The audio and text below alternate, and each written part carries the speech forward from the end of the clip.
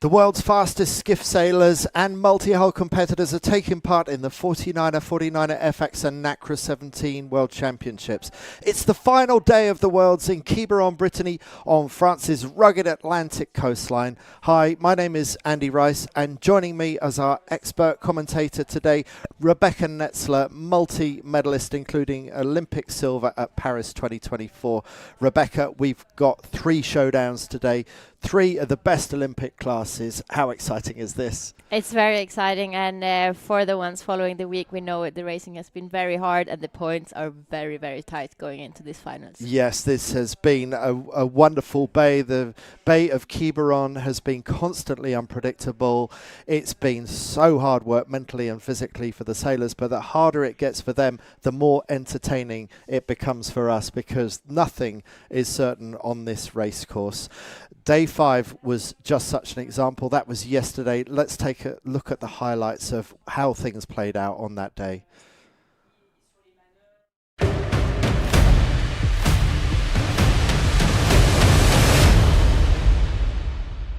It was a dramatic moment in one of many dramatic moments on day 5 of the 49er FX and Nacra 17 World Championships in Quiberon, France.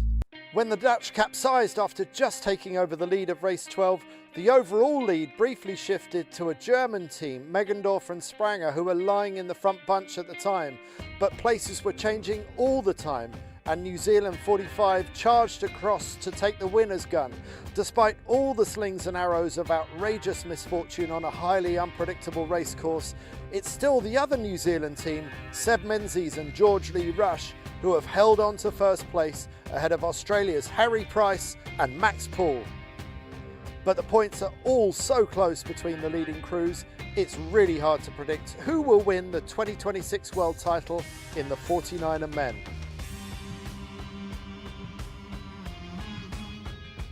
As for the 49er FX women, it's the reigning world champions from Spain, Paula Barceló and Maria Cantero, whose scores of 10, 7 and 1 moved them into a commanding lead ahead of former leaders from France, Manon Père and Amélie Rieu, who are now in second, but sharing equal points with the Belgians, who had an increasingly good day, Isora Mainhout and Anouk Gertz. While Spain certainly holds the ace hand in the FX, there's a new finals format in play. Add to that an unpredictable, ever-changing race course, and we're set for a thrilling final day in Quiberon. It was such a fun day yesterday. It was so good to watch. We focused on the 49ers and the 49er FXs. Today we're going to be starting with the 49er men's final. But the one that we didn't follow yesterday was the Nacra 17. We can't get our cameras everywhere, but here's the update for you on the Nacra 17 catamarans that we'll be watching later.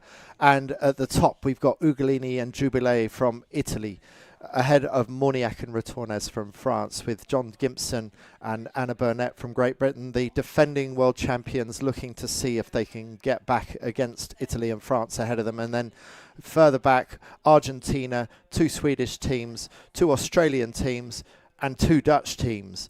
And it's going to be difficult for people to overturn the lead of the Italians. But Rebecca, what do you think? We've got this different format. We've got that points to leader column there. We're grappling with the new format. We're going to do our best to explain it to you and hopefully get it correct. But the idea of this new format is that it tightens things up compared with a traditional low point scoring series. Yeah, exactly. And as we can see, we have 5 boats having the same points going into this final, and they're all looking at that 3rd place, trying to bounce back. And when you say looking at that 3rd place, what are you thinking? Yeah, I think it's mathematically possible to still win, but we all know sailing, it's then really everything have to be playing their way.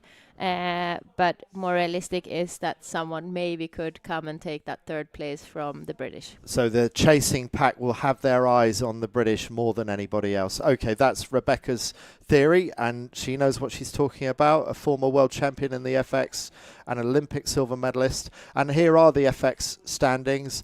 And, well, in old in old format, Barcelo and Cantero might well have already won the gold medal here at the World Championships. They are the defending champions.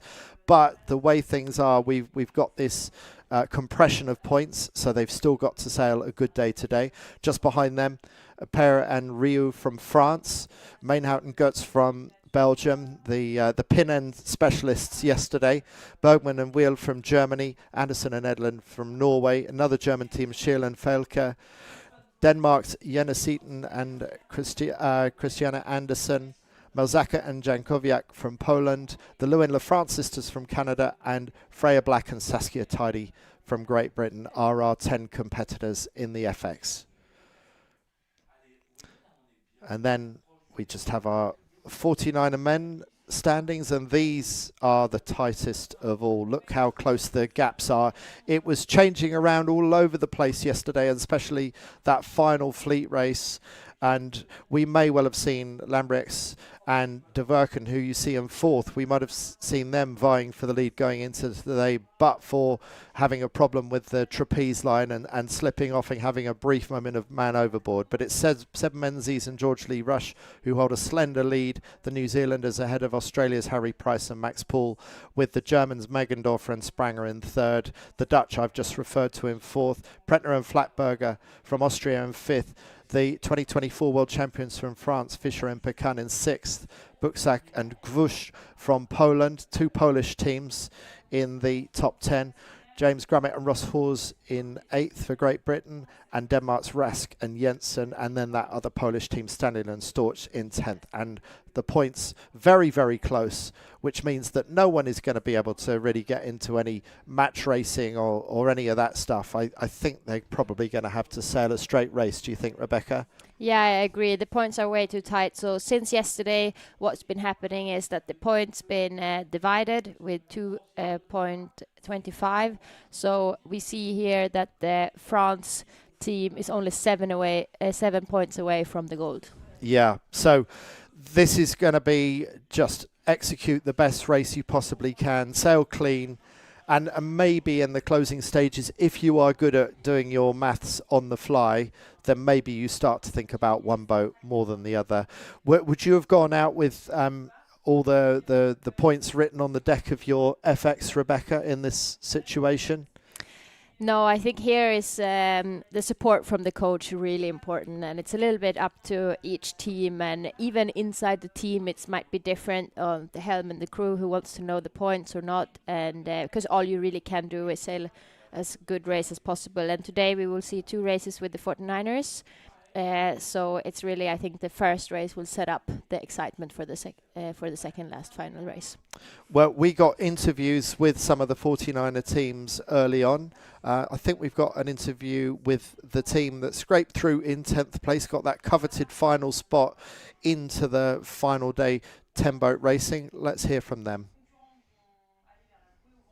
Mikolaj and Kuba entering the final series in 10th place, so that means you've got pretty much nothing to lose. You can't go down any places. Mikolaj, what's going to be your strategy out there, and are you going to go for that bronze position?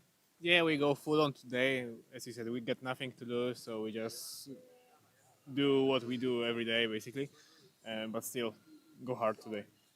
And Kuba, are you nervous at all? I mean, it's a world championship. It's the most important event of the year. How are the nerves in the team? Well, actually, I was nervous after the last race yesterday because I thought we didn't make the finals. So I'm not nervous at all. At the moment, we got nothing to lose, and we'll try to win both races. So that's the perspective from the Poles in 10th. They can only go up, so they are going to be going on the attack today. What about the top 2 teams? Let's hear from the second place team from Australia.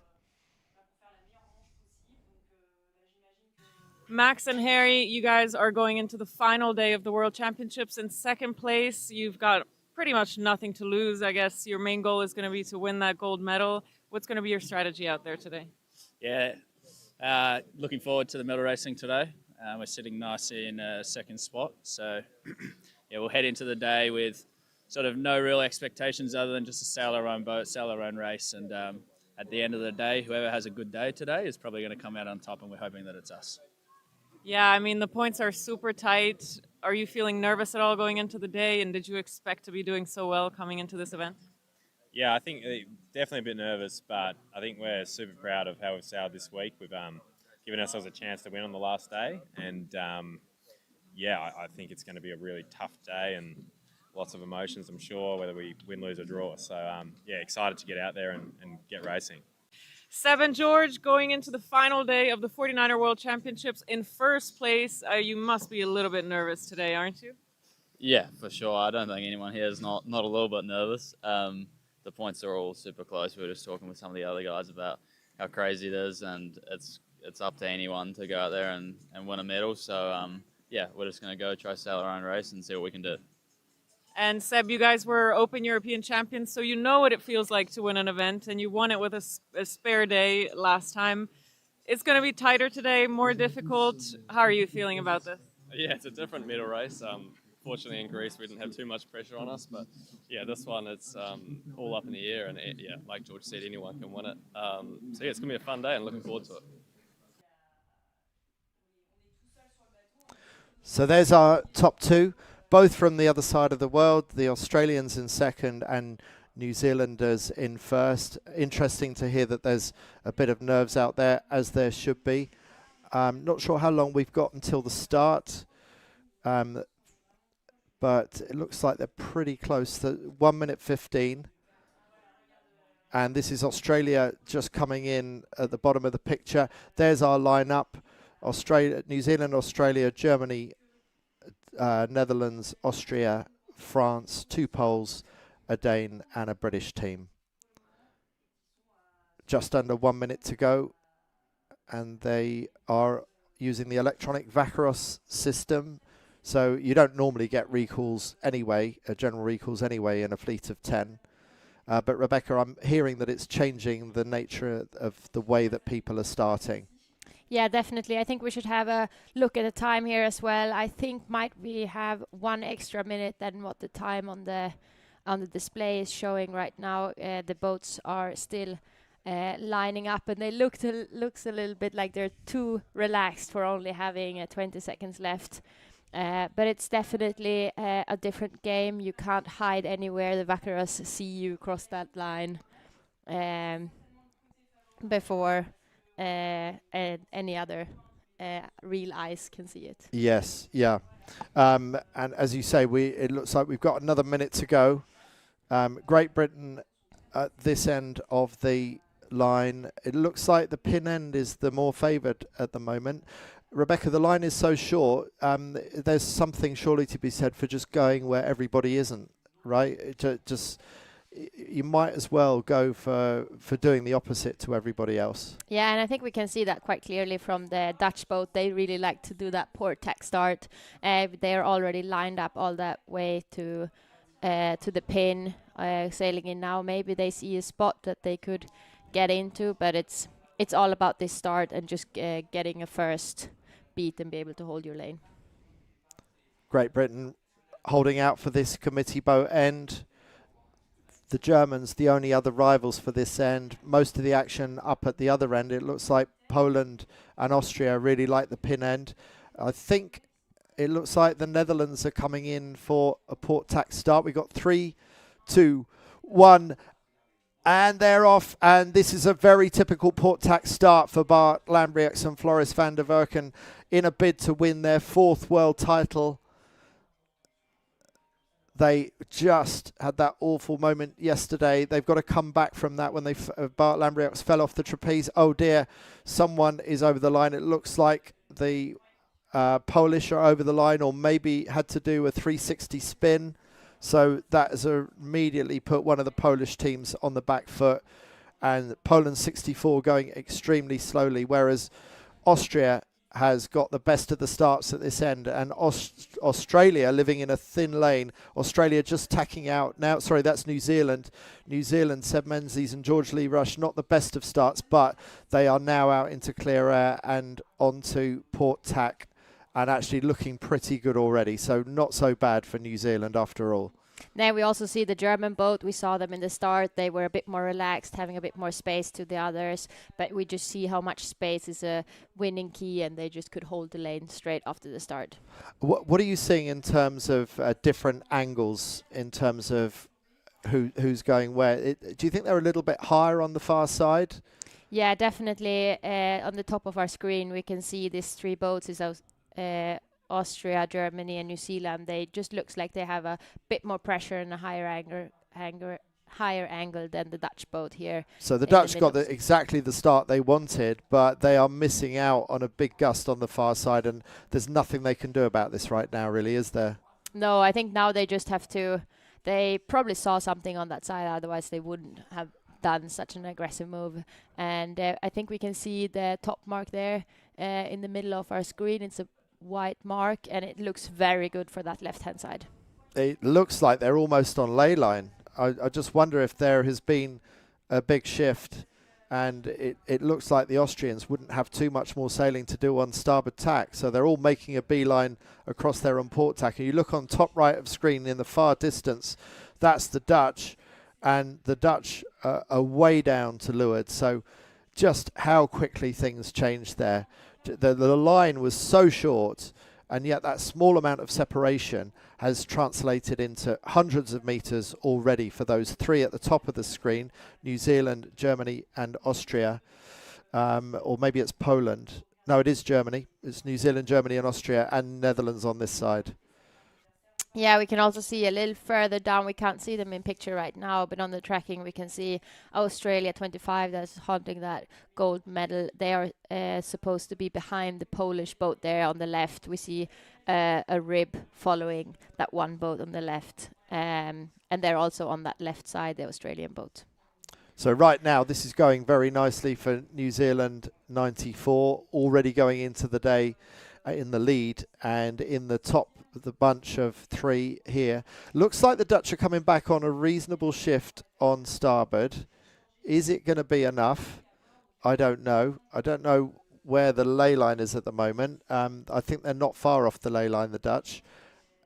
But no, we also see all these three boats tacking out to get it even more off that left, and it must have been a shift going back now a little bit for all these boats to be tacking, which is a very good thing for the Dutch boat. It is, isn't it? And look at the gaps. Look at how far back the back markers are already. This fleet has really opened up enormously. And the battle here between Austria and New Zealand, because even Germany are falling off the pace. You can see in that shot there, Germany slightly out of the breeze. Germany going for attack because they're on ley line now anyway, and we surely expect attack. Yes, the Kiwis are going to attack on top of, or certainly in front of Austria. But Netherlands not completely out of it. Netherlands coming back reasonably well. Looks like Poland's going to come in just ahead of the Netherlands, so going to give them some bad air in towards the top mark. But Netherlands still in the hunt here. Yeah, the exciting thing with this, I mean, the Dutch boat is close to the others, but in this racing close is not good enough with how the points are standing. You really need to be in front of the others on a day like today. Especially this boat here, New Zealand 94, already going in with the yellow jerseys. Austria going round in second. And it's going to be close between Germany and Poland. Germany just getting up to speed. And Germany about to go round in third place, just ahead of Poland, with the Netherlands in fifth. Big gaps. This, at the moment, is all playing into the hands of New Zealand, especially because we haven't yet seen Australia. Australia back in seventh place and a long way back on the race course. The Dutch going for a jibe set. They're going to get that kite set just ahead of Austria coming in from the right-hand side of picture.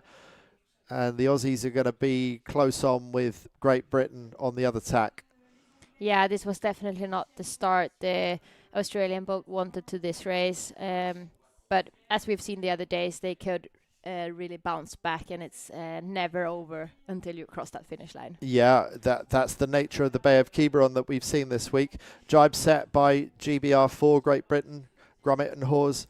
Jibe set by Poland 64, who had to do that turn soon after the start, and despite doing that penalty turn, they're already ahead of Australia. Australia right now having a horrible race back in 8th, but still ahead of France and Denmark, even further behind. So it will be interesting coming down to the gate now, because we had a split at the mark with the Dutch and the leading group, New Zealand, Austria and Germany doing a straight set.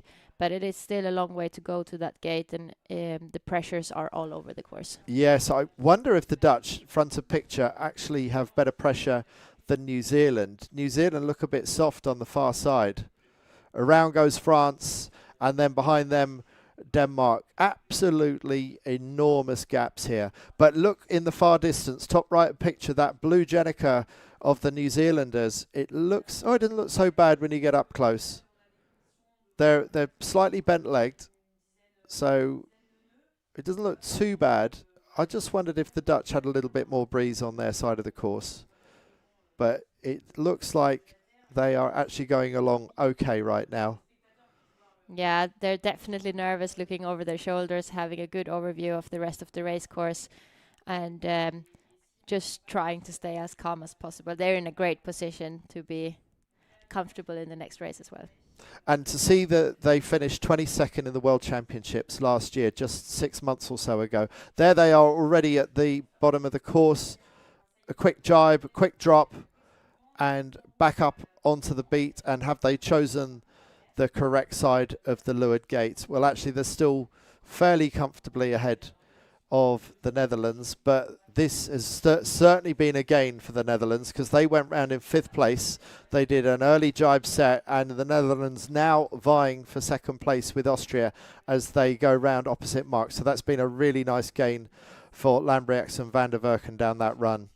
Yeah, what a downwind they have done. I mean, they were coming down in 5th place at the top mark, but it was also quite some distance to the other boat, so they've been gaining a lot. Yes, and they're going back out to the side that's just gained them on the previous run. So I wonder if the Dutch have some confidence that they're the only boat going out the right-hand side, and will they be able to get a piece of New Zealand going out to the left? We know how strong the left was on the first beat, but we know also in the Bay of Quiberon you can't trust to history. The Quiberon is always throwing different challenges at you all the way around the racecourse.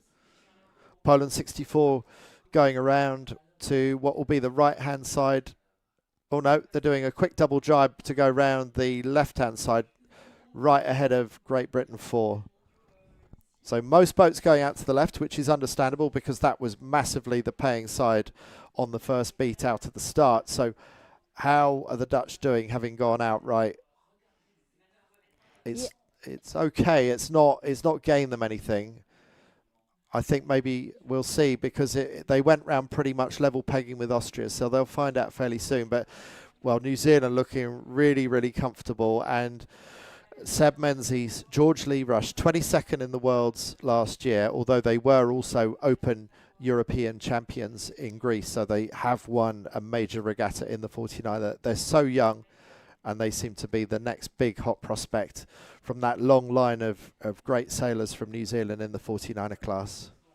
Oh, we come to this cross here, and it actually looked like Austria, picking the left gate, has been gaining back that 2nd place. Yes. By how much would you say? That's probably about 4 boat lengths, maybe more actually. Maybe 5 or 6 boat lengths gain for Austria. And they look like they have a great lane now with good pressure coming their way. New Zealand tacking away, so even though their closest competitor is Austria front of picture, New Zealand are tacking away from the standard thing of covering your closest competitor. They see something on the left that they like, and clearly Austria likes it too, because they're going the same way. Yeah, before coming into this race, Austria was only 6 points for that gold, but it's how it looks like now. The New Zealand boat is having a good grip of that gold medal. Yeah, it's going to be very hard to prize that out of their grasp if they manage to hold on to this first place across the finish. New Zealand tacking back again, probably fairly close up on that left-hand ley line, so they're running out of attacking space, the rest of the fleet. And the New Zealanders controlling this race pretty easily right now. They've struggled to get up to weight to handle the power in these 3DI North sails, but this is not strong winds, so even if they are a few kilos off the ideal weight of the 49er, that's not going to be hurting them at all in these conditions. And they're nicely stretched up there. They've got a little bit more breeze. That will come down to the rest of the fleet soon. But right now, New Zealand is just stretching away while Austria and Germany are locked in their personal battle for second and third place. And the Netherlands, who were up to second, that little experiment out to the right-hand side hasn't worked for them. And it looks like the left-hand side is the more solid play on this race course at the moment. Yeah, here we get a nice overview of how the fleet is looking behind the New Zealand boat. And it's come all a bit closer together, I would say, after that downwind.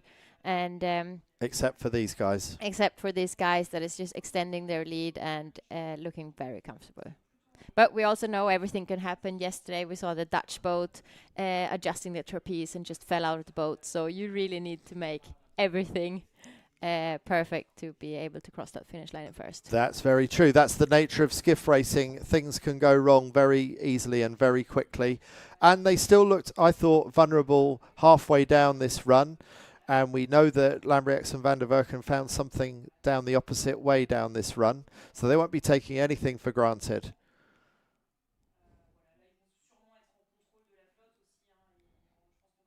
And where are they positioning themselves and why? I always think that people look like they're standing slightly too far back on the 49er, but clearly they're not. They know what they're doing, but they look quite bow up to me.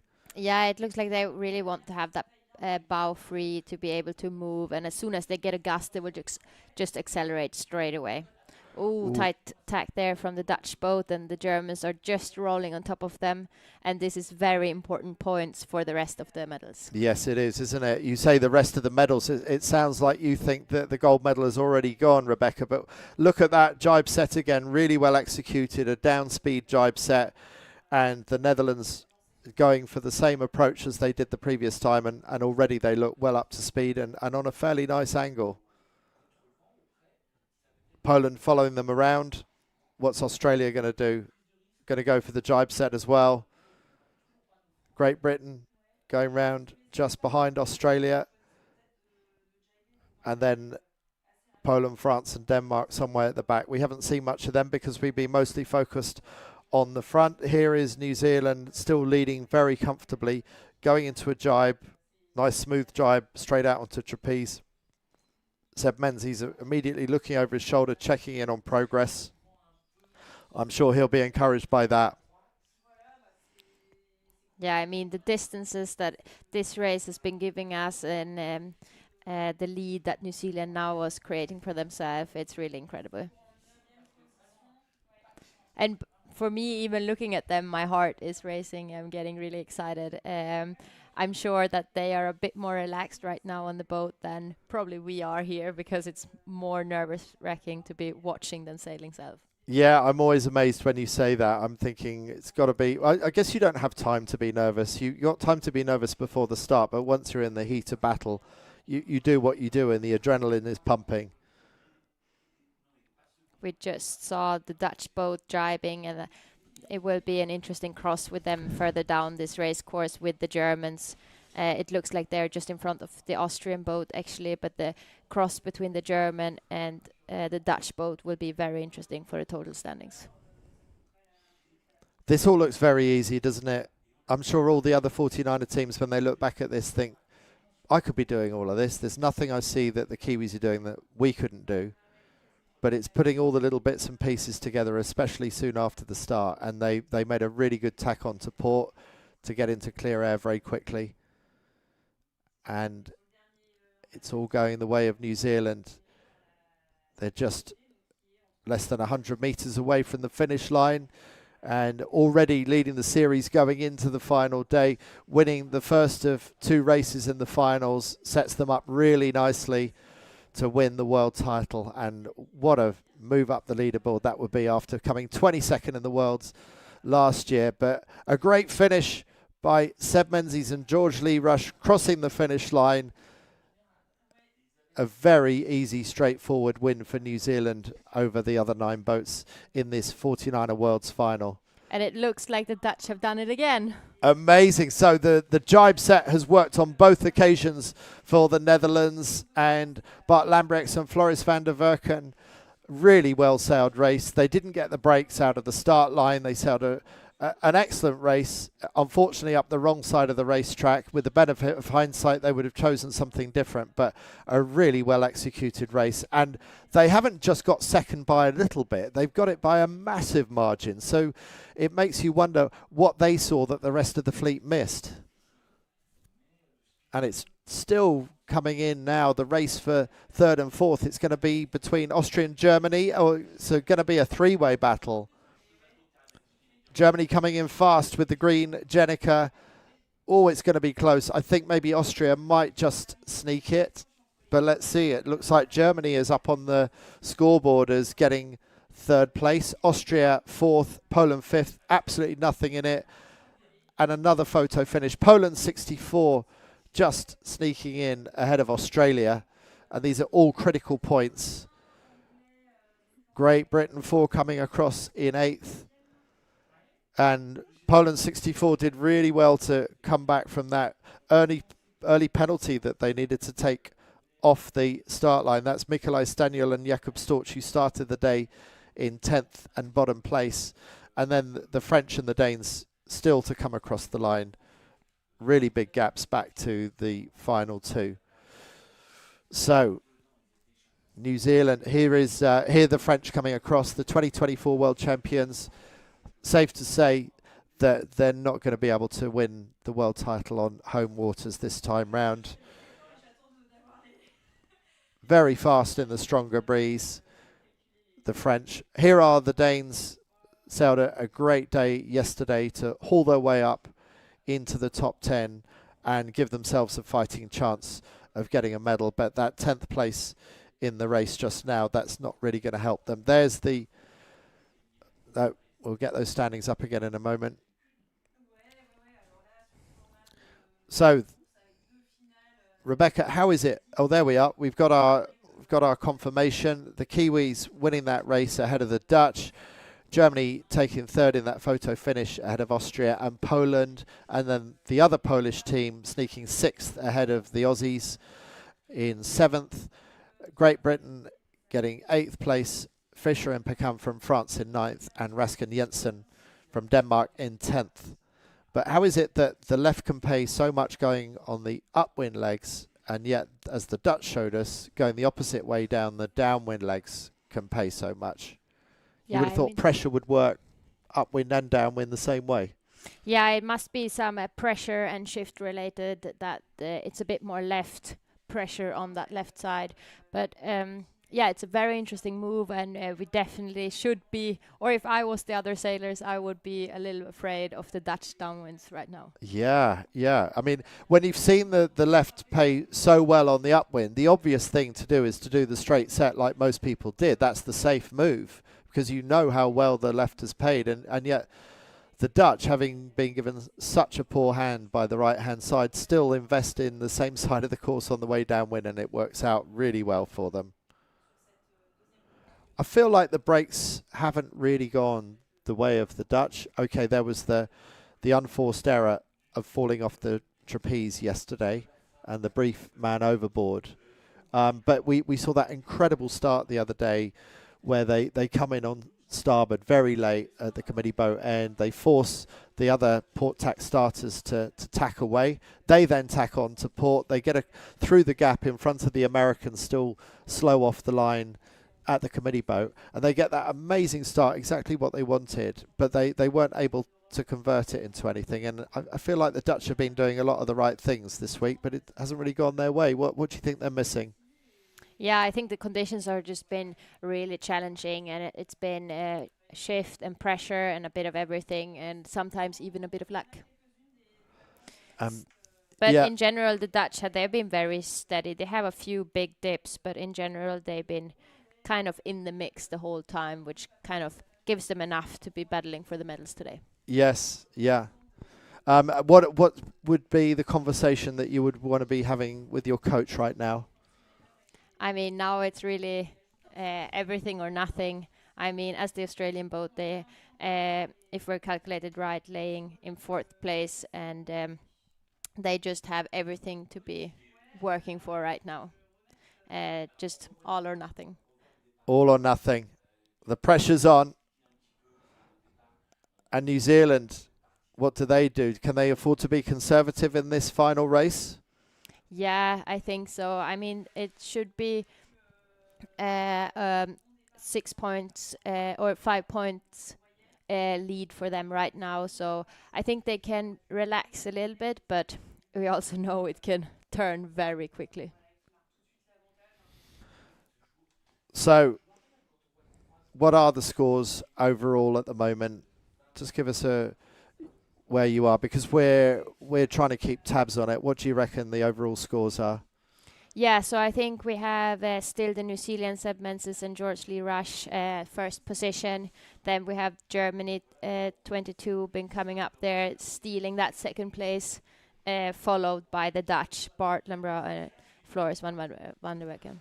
Well, they might well be on equal points for the Australians, but the Dutch, for getting second in that last race, that would put them ahead of Australia, would it? Is that right? It's who beat who in that race. Yeah. So if you're on equal points, the Dutch superior finish in that race would put them ahead. Sorry if we're struggling with it. This is a new format. We're doing our best to keep you up to date.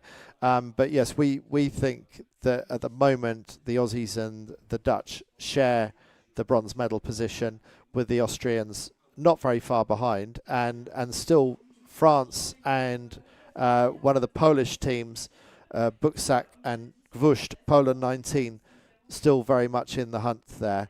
I think maybe for the other three, for Great Britain, the other Polish team and the Danes, it's getting really hard to think that they could still get a medal and get on the podium.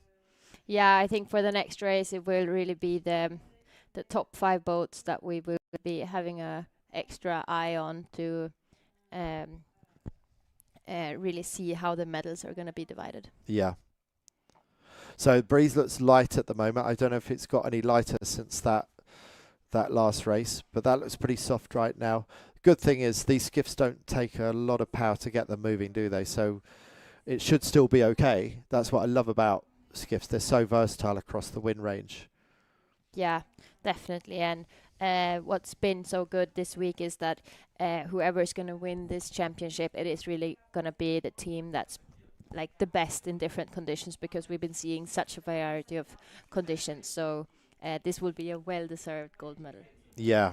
And, well, if it does go the way of New Zealand 94, Menzies and Lee Rush, what an amazing feather in that cap that would be, and what an incredible gain from 22nd in the Worlds last year to be able to win the Worlds this year. I don't know what they've been doing or what they've been drinking, but it's certainly been working.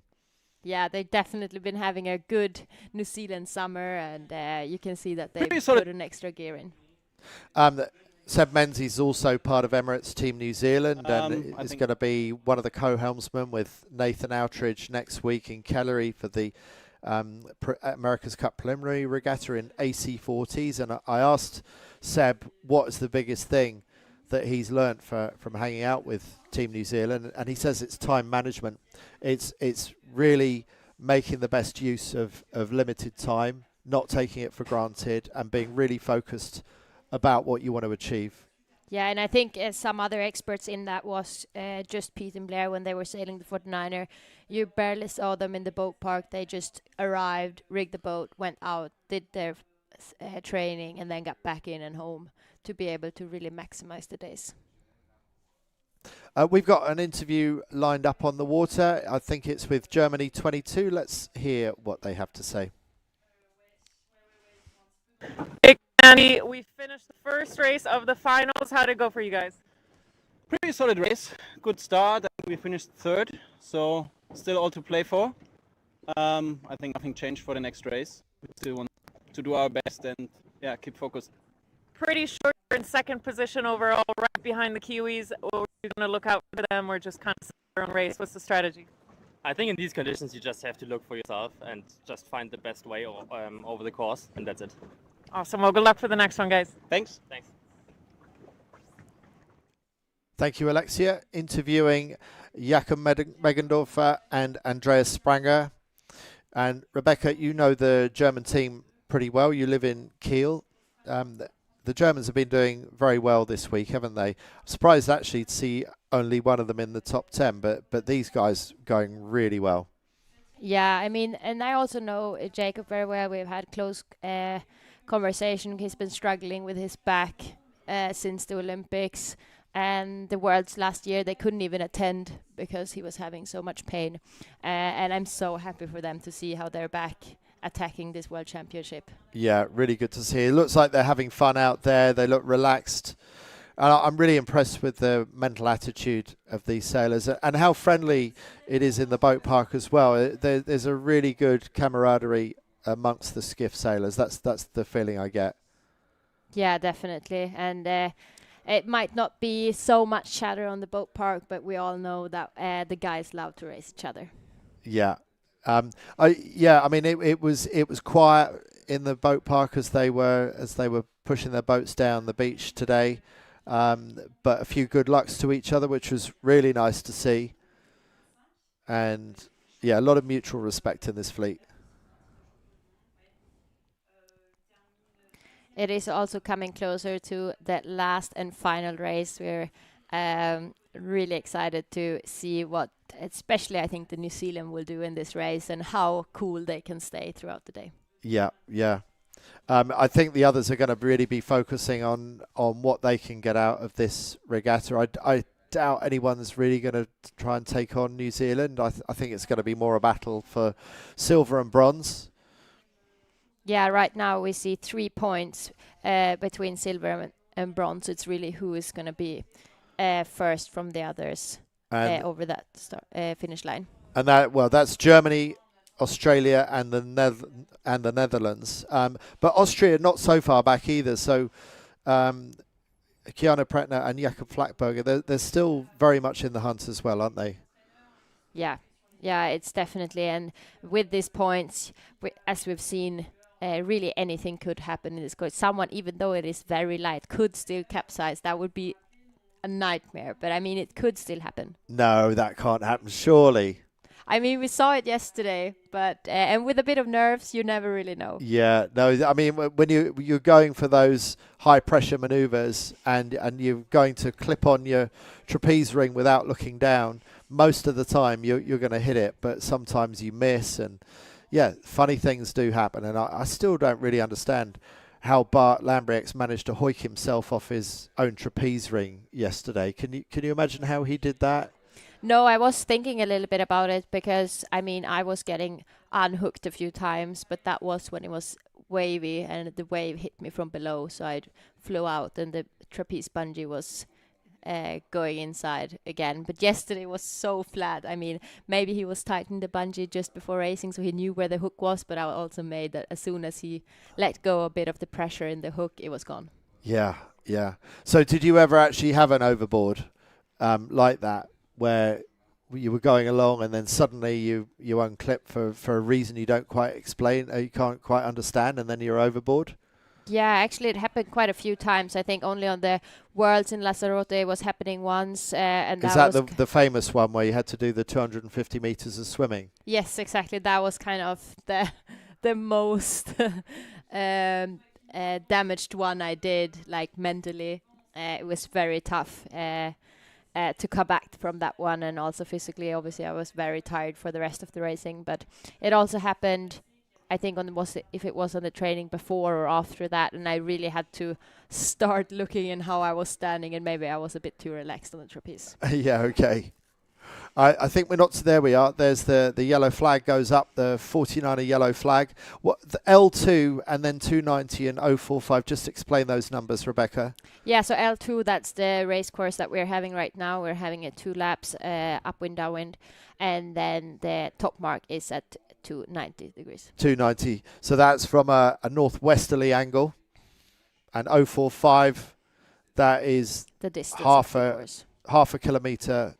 Just under half a kilometre of distance. Yeah, and then we see there the yellow flag that says that it's less than 5 minutes to go to the start line. to the start time, and at 4 minutes we will get this blue and white flag as well. Okay, the blue Peter flag, which hasn't made such an appearance in Olympic sailing over the last number of years because there's always been too many naughty starts that's required a harsher flag like a U flag or a black flag, but because we got these Vaqueros units, the electronic starting, the sailors get a green light if they've started correctly or red light if they're over the line early, which tells them that they have to go back and restart. Yeah, and it will be interesting to be keeping our eyes extra, of course, of the New Zealand boats in this race, but also with the other medals from the German, the Dutch, the Australian, and the Austrians that I see as having most likely chance to get away with the medal. Well, if you're enjoying this from wherever you are in the world, and we're getting messages from all over the world, chat with your friends on our YouTube page. Send us in your questions. We'll do our best to answer anything that comes our way. Join our newsletter at 49er.org/subscribe. And if you want to see more live stream racing like we're seeing today, then do think about making a donation via 49er.org/gift. We've got 3 minutes to go, and already the sailors have booked their spot on the line, and the British once again seem to like the committee boat end, and Spranger and Meggendorfer, Germany 22, coming in from the left, also looking like they want a right hand end of the line, and New Zealand are overall leaders at the moment in a really good position to take out this world title. They're sitting a little bit back from the line compared with everybody else at the moment. Yeah, and it's kind of interesting looking at the start now. When it was 3 minutes to go, we saw most of the boats here at the committee boat end, and now actually we see a few more boats down there at the pin. But it was for the other race, it was most of the boats being down at the pin end. I'm also getting notices from the race course. It's actually quite some current out there, and at the top mark, it really is pushing the boats down. Okay, so you're having to overstand ley lines, give it a little bit extra before your final tack. That's interesting.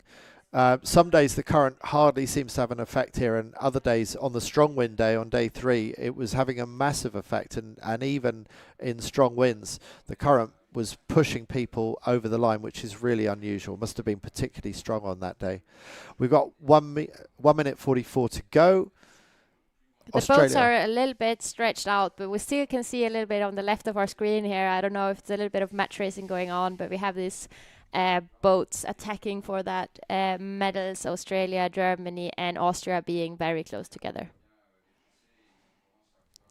Austria with 1 minute 20 to go hasn't really got a spot at this end of the line yet. That's up to Germany as to whether it's going to slip down or not, but Germany's not going to want to give up that spot. Germany's really holding out for the committee boat end. Australia's got a nice bit of clear space, third along from this end of the line. And the two Polish up at the far end, the Polish really seem to like the pin end. Yeah, I think we see the New Zealand boat being in a similar position as they were in the last race as well. It looks like they really like that left-hand side. The way that Netherlands in the far distance, sort of second row back there, they are Netherlands on the right of picture. They're either going to tack or jibe around shortly. It looks like they're going for another port tack start, which is going to commit them to the right-hand side, just as it did on the previous start. The right-hand side really didn't work out very well for them, but Bart Lambrechts and Floris van der Werken are going for the port tack start, which they love so much. And we really see the boats being tight here at the committee boat, but the Germans looks like they have still a good position. It looks very tight between the British and the Aussie boat. I wonder if the Netherlands are going to be able to find a gap between the pin end starters and the committee boat end starters. Looks like New Zealand bearing away behind the whole fleet. They are going for the port tack start. Austria a little bit slow off the line. Really nice start for Great Britain coming off this end of the line. Oh, we have plenty of OCS. Oh dear, that's expensive. And one of them is the New Zealand boat. Wow. So this is going to throw a cat among the pigeons. New Zealand didn't really need to take too many risks, and now they put themselves on the back foot. But New Zealand already coming off the far end of the line, off the pin end, looking not too bad. So they made the best of having to go back round and restart, but expensive for Poland and for Denmark, who are over. There we are looking at New Zealand 94 in their bid to win their first world title. Great Britain looking really good. They've now tacked on to port, and they must surely be the early leaders of this race after a really well executed start by James Grummett and Ros Hors. Yeah, what a nightmare start for the New Zealand boat. It looks like they kind of got away with having a good lane now, but it's definitely not the start they wanted to this final race. No, they're certainly playing catch up now. New Zealand back in 8th and Australia up in 2nd. So Australia still possibly with some sniff of being able to overtake New Zealand for the world title. I mean, we're 1 minute into this race. We've already seen so much action and a lot of tacking, so it's definitely going to be a race for the memory books. And it looks like the left-hand side is caving a little bit. It doesn't look so good on the far left. It looks like the boats we're seeing front of picture are profiting at the moment. And Austria 28 going really nicely. Germany just to windward, struggling to hold their lane compared with the Austrians. And things caving slightly for Great Britain as well. It looks like it's getting better and better for Austria at the moment. Yeah, it almost looks like the wind is turning a bit right, which means that when these boats decide to tack, they will really have a good position crossing the course, going over to the other side to cover up the rest of the fleet. Great Britain has tacked away. Here's Poland on the far side of the race course, and just to their left you can see Australia, just to their right you can see New Zealand still trying to play catch up after that restart. And the Netherlands, who started on port, have somehow found themselves over quite far over to the left. Yeah, I think they just didn't want to take any risks in the start, and we saw them straight after the start just tacking straight away and finding that good pressure. The guys could be really confident in the boat speed. We saw that before as well when they were the only one going out to the right, and especially as we've seen on the downwinds. Here's Austria at the bottom picture, looking fairly good on the right hand side, but there is a darker patch of breeze up near the shore. I wonder if that is going to pay for the left hand side boats again. Yeah, it looks good there for the Dutch boat, but it almost looks like they have a little bit of less pressure than the Austrians. That was just heading a little bit for them, but it looks really good for this British boat. Yeah, from that angle, it looks very nice indeed, doesn't it? But I still see darker water in the distance beyond that rib.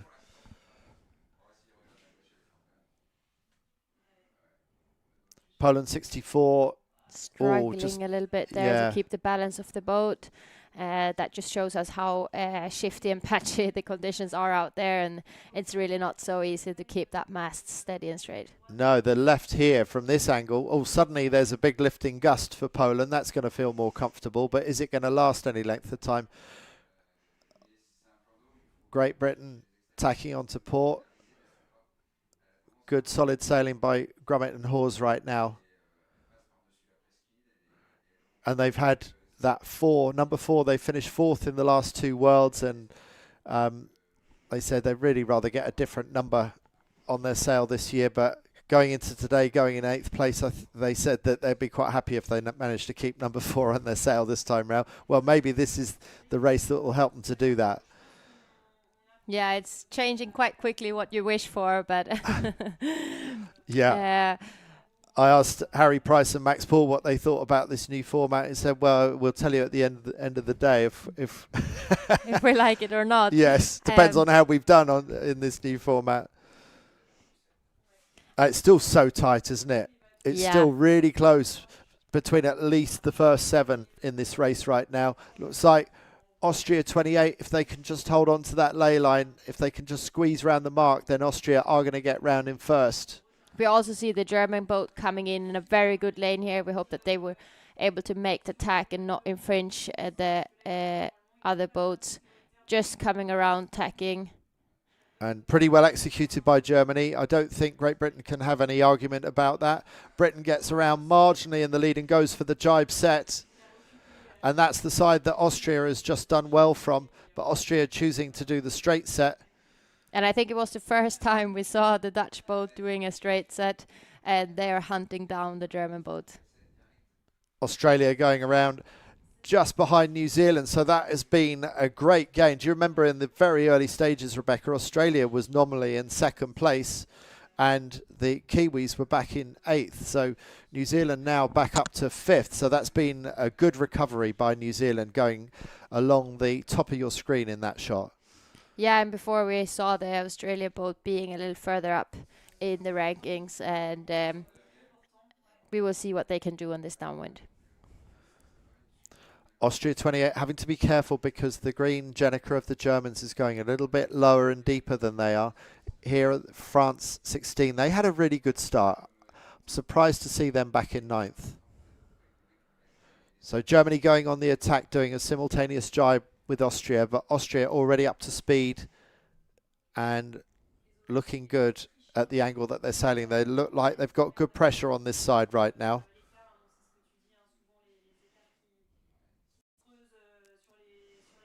It's a very, very tight race right now between New Zealand and Germany for that gold medal. And then we have the live rankings on that side. So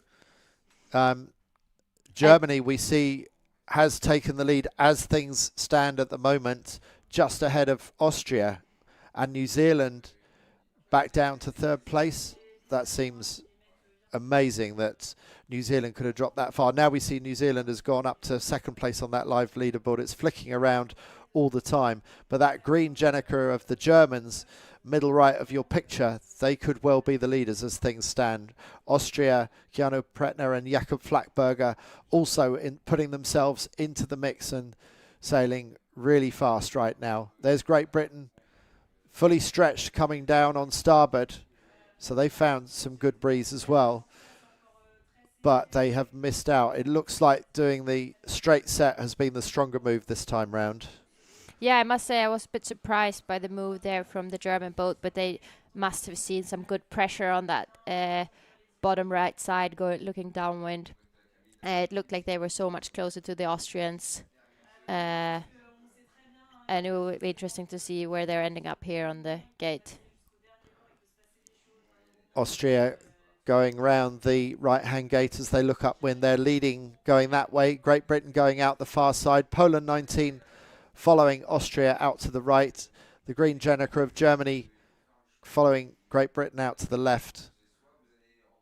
Next around, oh, that's Great Britain sorry. I think it was maybe Poland on the far left. Australia going around the far right. New Zealand coming down with the blue Jenica, not quite making it one, going to have to do a bit of a messy double jibe, but look how the breeze is picking up. The breeze is really picking up a little bit more, and I wonder which side it's going to come in. It looked pretty good for going up the left-hand side again. Yeah, we saw also that the New Zealand boat was following the Germans out there to the left, and it's definitely a tight battle. I'm getting so concentrated, I'm almost forgetting to say anything. Well, we might have plenty to talk about in a moment, but it's getting so close on the points between Austria, Australia, Germany, New Zealand, and possibly even the Netherlands. The points are really, really close right now. And that is because New Zealand made a mess of the start, had to go back and restart, and what should have been a straightforward final race has turned into a much more dramatic race. And which way will this race go? Will the world title go down under to Australia or New Zealand, or will it go to one of the European teams? Oh, tight cross here between Australia and Germany. It looks like Australia have been doing a big gain, taking the other mark. But the Germans still look like they have good pressure coming their way. And this is one of the Polish teams, front of picture. Poland 19 in 3rd place at the moment.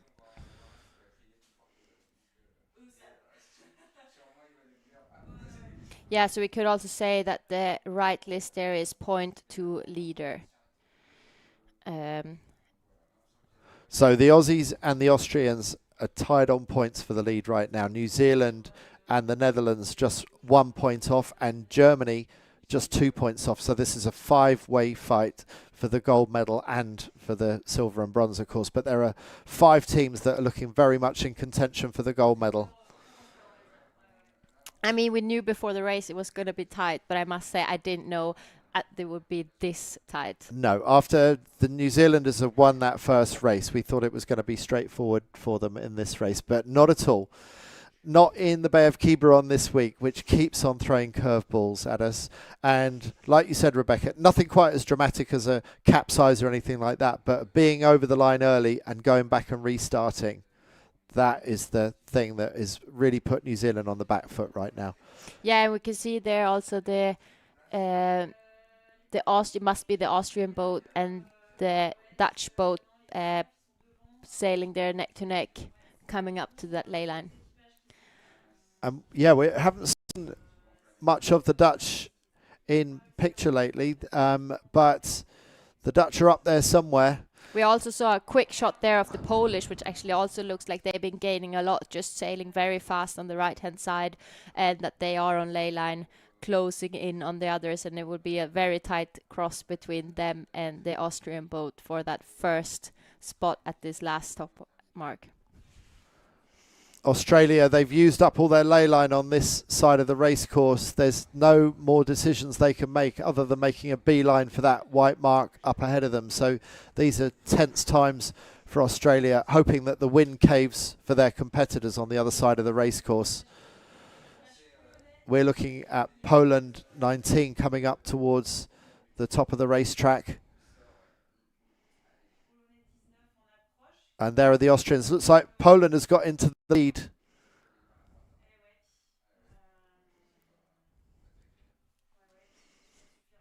Yeah, we have a new leader in this final race. It's Poland 19. We haven't talked so much about them, but they are been taking over to make this even more exciting. Yeah, and will they be able to get themselves into the medals? That might be a bit of a stretch for them, but they're doing everything they can.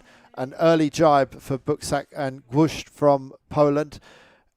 Around go the Austrians, and the gaps have rather opened up here in the fleet, so it's hard to imagine. Well, actually, I'd say that the pack is still very, very condensed, but the front two are off and away. And we see the same move from the Germans again. They're just crossing ahead, tacking about to make sure that they are not infringing the boats on starboard. And the Dutch go for the jibe set and the Germans go straight, and we will see at the finish line who gets which medal. And New Zealand quite a long way back in 9th place. They've not had a good windward leg. So this is putting New Zealand's chances of that gold medal in jeopardy. And it might be a matter of what colour medal they can still hold out for, because it looks like the Germans and the Austrians are now in the box seat for taking the gold medal. But if New Zealand can make up maybe just 1 place on this downwind leg, that might be enough. But then again, the tie break would still break between Austria. If Austria stays ahead of New Zealand on equal points, Austria would still get the gold medal ahead of New Zealand. Poland 19, jibe onto starboard. And we will get a very exciting cross here again and see which side was gaining the most. It looks like Poland just get a bit more pressure there. We can see them both being out on the wing, while the Austrian boat is working a little bit further in with the crew, and it looks like an easy cross for Poland. Okay, so Poland sailing really well, but so many lead changes in this race. Maybe we'll still see some more. Good breeze in the middle of the course right now. These two boats seem to have slightly better breeze than the boats further upwind. We would really like to see the Dutch boat on the screen as well, to see what's been happening to them on this downwind. As we know, they've been secretly coming from the other side than the others earlier in the races. Another crossing of swords. Poland still ahead, but Austria, small gain back to them maybe. Looks like good angle on starboard. Poland jibing to defend. It better be a good jibe. because Austria is closing fast. The jury just keeping a close eye, and it's not far to the finish now. Poland 19. They're going to win the last race of these World Championships. Dominik Buksak and Matthias Gusch win the race. And every position matters here. Austria cross in second. Keanu Pretner and Jakob Flackberger.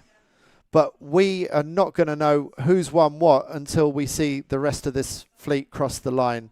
So let's go back up the course. What's going on up the rest of the course? We know those boats have finished. Here's the run across the line between Poland and the Netherlands. And that's really close. Can't call it from here. Looks like maybe the Netherlands, I don't know, very close. It's going to be so critical as to who got who. But according to our finish positions there, Poland got third ahead of the Netherlands in fourth. And New Zealand, is that really New Zealand up to fifth? That's an incredible game. They were ninth going round the top mark. And that is incredible. I don't know if that is enough to have secured gold for New Zealand, but what a comeback down that final run. They have pulled some kind of rabbit out of a hat. I don't know where they got that from. Great Britain going across the line. Denmark about to go across the line. And we're going to have to, I'm afraid you're going to have to be patient with us while we get the rest of the finishers across the line. Australia crossing just ahead of France. So Australia was pretty sure well ahead of New Zealand. They were well ahead of New Zealand at the windward mark.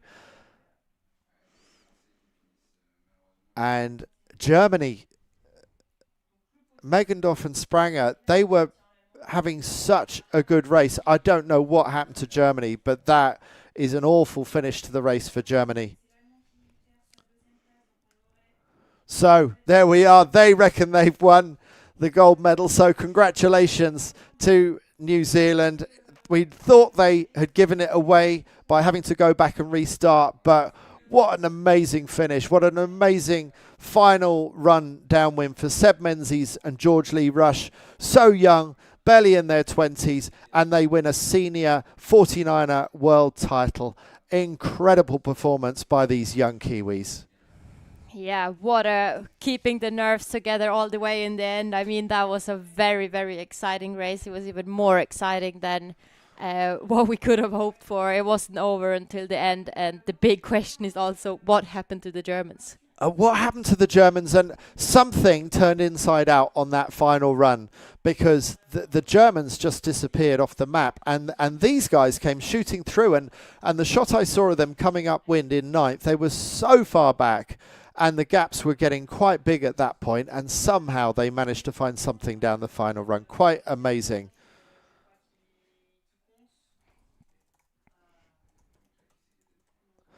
So we've got our gold medalists. Let's see if we can work out who are our silver and bronze medal winners, because all the points were changing all over the place. Yeah, so if my calculations are right, which I hope that they are, we have the Austrians in second and the Dutch in third, but that's not official, that's just my own. Okay, well, thank you for that, Rebecca. So Austria had a really good last phase of that race, and there are the finish positions. The Austrians in second, we believe that's enough to give them the silver medal, and Lambrechts and Van der Werken, they're almost invisible to us in that race. They always seem to be somewhere else, but really solid racing by them. And the bronze medal, they've got something out of this. It's not quite their fourth world title, but the Dutch have sailed really well. No one has sailed as well as these Kiwis. Let's throw to the water now, and I think Alexia has the young New Zealanders ready to chat with us.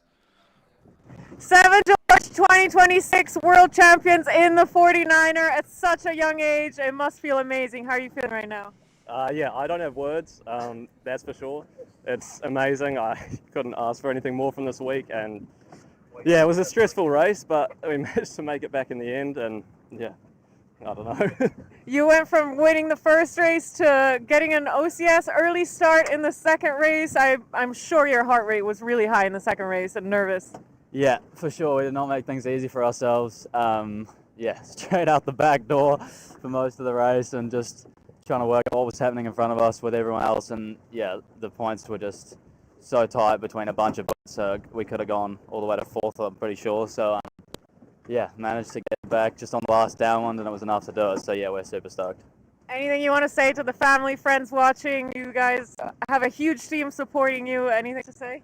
Yeah, thanks to all the friends and families watching, and then also want to give a big shout out to all the other Kiwi guys that we train with and Yacht New Zealand and everyone helping to support us, and yeah, and coaches and Maddie for coaching us, and Logan for being here as well, even though he's hiding back there. And George, what's your celebration going to look like tonight? Oh, I don't know. It's been a long week, so probably nothing too crazy, but I'm sure everyone says that, and then yeah, we'll see how we go. We've got an early morning tomorrow, so yeah. Back to New Zealand? No, Seb actually goes straight to Cagliari for the America's Cup prelim, and I do a fun bit of driving up to Germany, and then we've got a bit more 49er training at the end of May after this, so we're here for another couple of weeks before we go home. Amazing. Well, enjoy your World Championship title, and congratulations, guys. Amazing work this week. Thank you very much. Thanks. The youngest ever world champions in the whole history of the class. Quite incredible performance. And Seb Menzies has no time to celebrate because he flies across to Cagliari in Sardinia to compete alongside Nathan Outridge, another legend in the 49er in the AC40s next week, the America's Cup preliminary. There's a rerun of the start, so we had a number of boats over. They would have known that straight away, seeing the dreaded red light go off on their Vaqueros system, and this is where the Kiwis made it really hard for themselves. And going up the first beat, Great Britain looking really good in the early stages. Austria also going well in the early stages. They would eventually finish second in this race. Poland 64 out on the far side. I thought you can see in the start as well, I think the New Zealand boat was just over from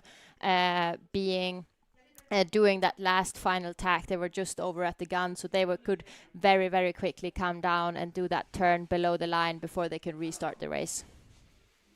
There's the Netherlands. We didn't see much of them in that race, but they were there or thereabouts all the time. Austria going round just ahead. Germany having to tack slightly to windward to allow Britain to have space to go round through the inside between the mark and the Germans.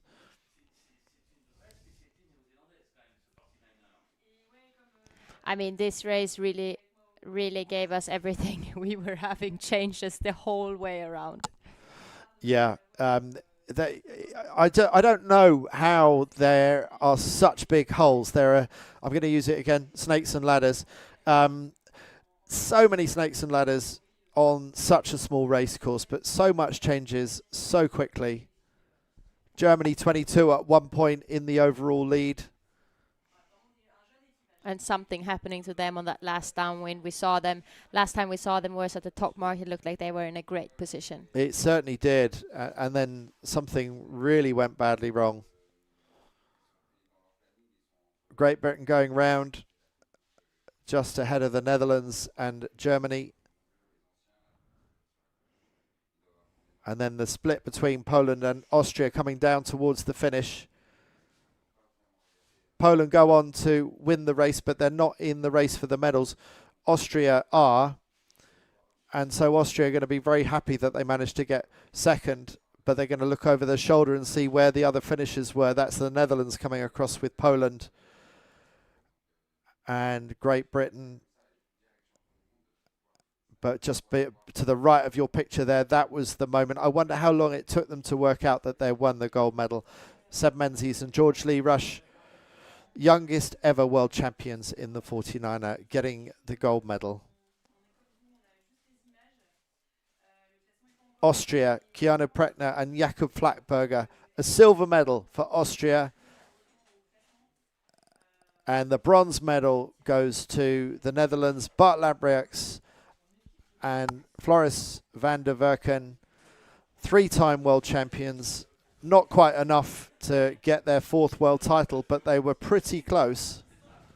Yeah, and I really also hope, going back to that interview with the New Zealand guys, I really hope they will take the chance to celebrate tonight and not really care about tomorrow, because this is a once in a lifetime that you're winning your first gold medal in the 49er. Yeah. Well, how did you celebrate in The Hague in 2023?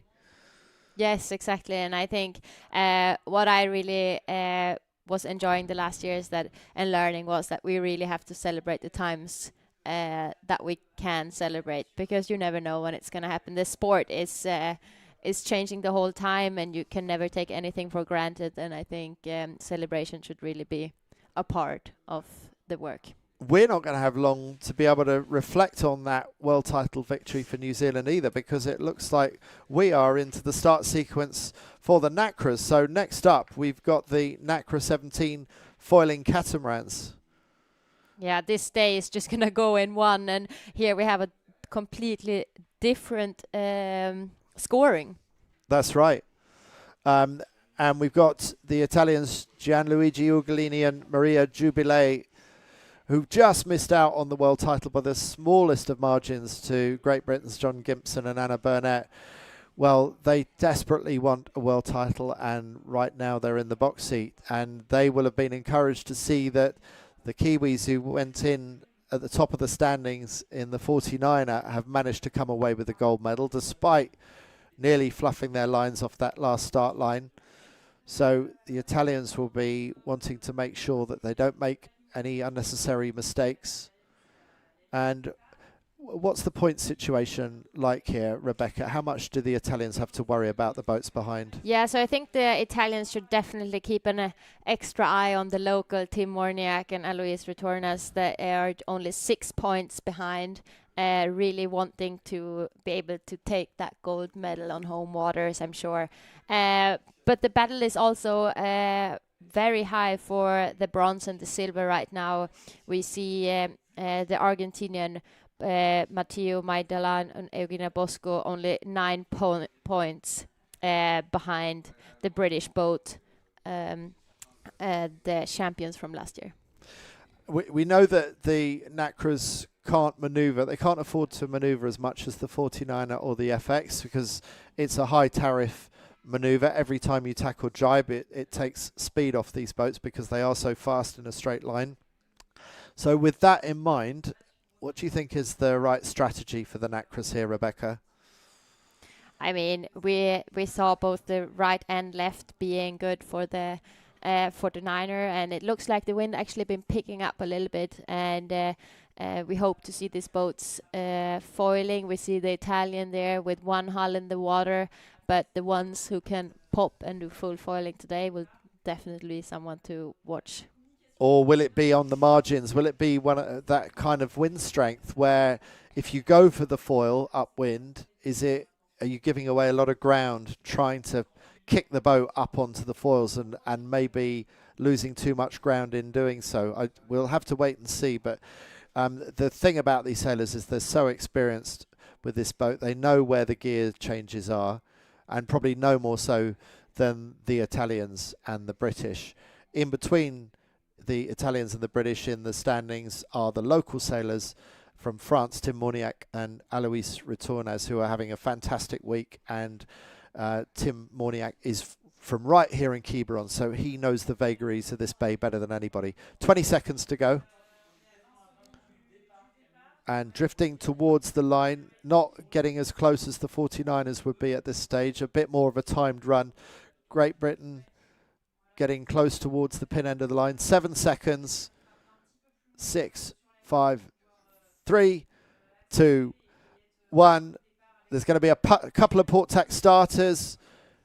Was there anyone over? It looks like it's a clean start. Oh, it looked very tight there for the Swedish 14 on that line, but it looks like, oh yeah, actually I see the flag there on the race committee. It looks like general or just two, 3 going back. Yeah, it looked two very, Swedish very boats going tight back. for the Swedish there on the line. It looked like they were a bit too excited, just pushing the line a little bit too early. That flag was, I thought, a little bit slow to go up. I was looking for it, but it did go up eventually.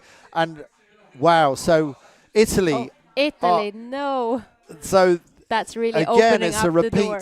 It's a repeat of what we saw with the New Zealanders in the 49er. The leaders in our series have made an unforced error off the start line, and Ugolini and Jubilee have put themselves on the back foot along with the two Swedish teams, and this is really going to open up the opportunity for Morniak and Retornaz to maybe take out the gold medal here on home waters. We're looking very close up with the Dutch team, with the Australians just behind them. Yeah, and we see the British boat being all the way on the left. And just going to H2, 2 hulls in the water. You really don't want that. Australia have just tacked. What will the Netherlands do? Australia looks on a good heading, having gone on to the other tack. But the Netherlands holding on. And there are some big gaps in this fleet already because, as we just saw, 3 out of the 10 teams had to go back and restart. Another boat coming to us now actually looks like that's the French boat coming just towards the Dutch right now. And they're flying 1 hull, the French, as are the Dutch in the front of our picture.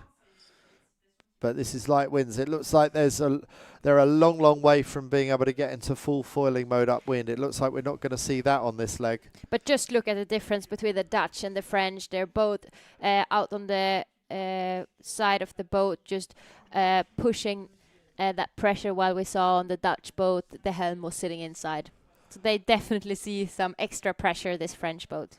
Right, and remember that they know this bay better than anybody.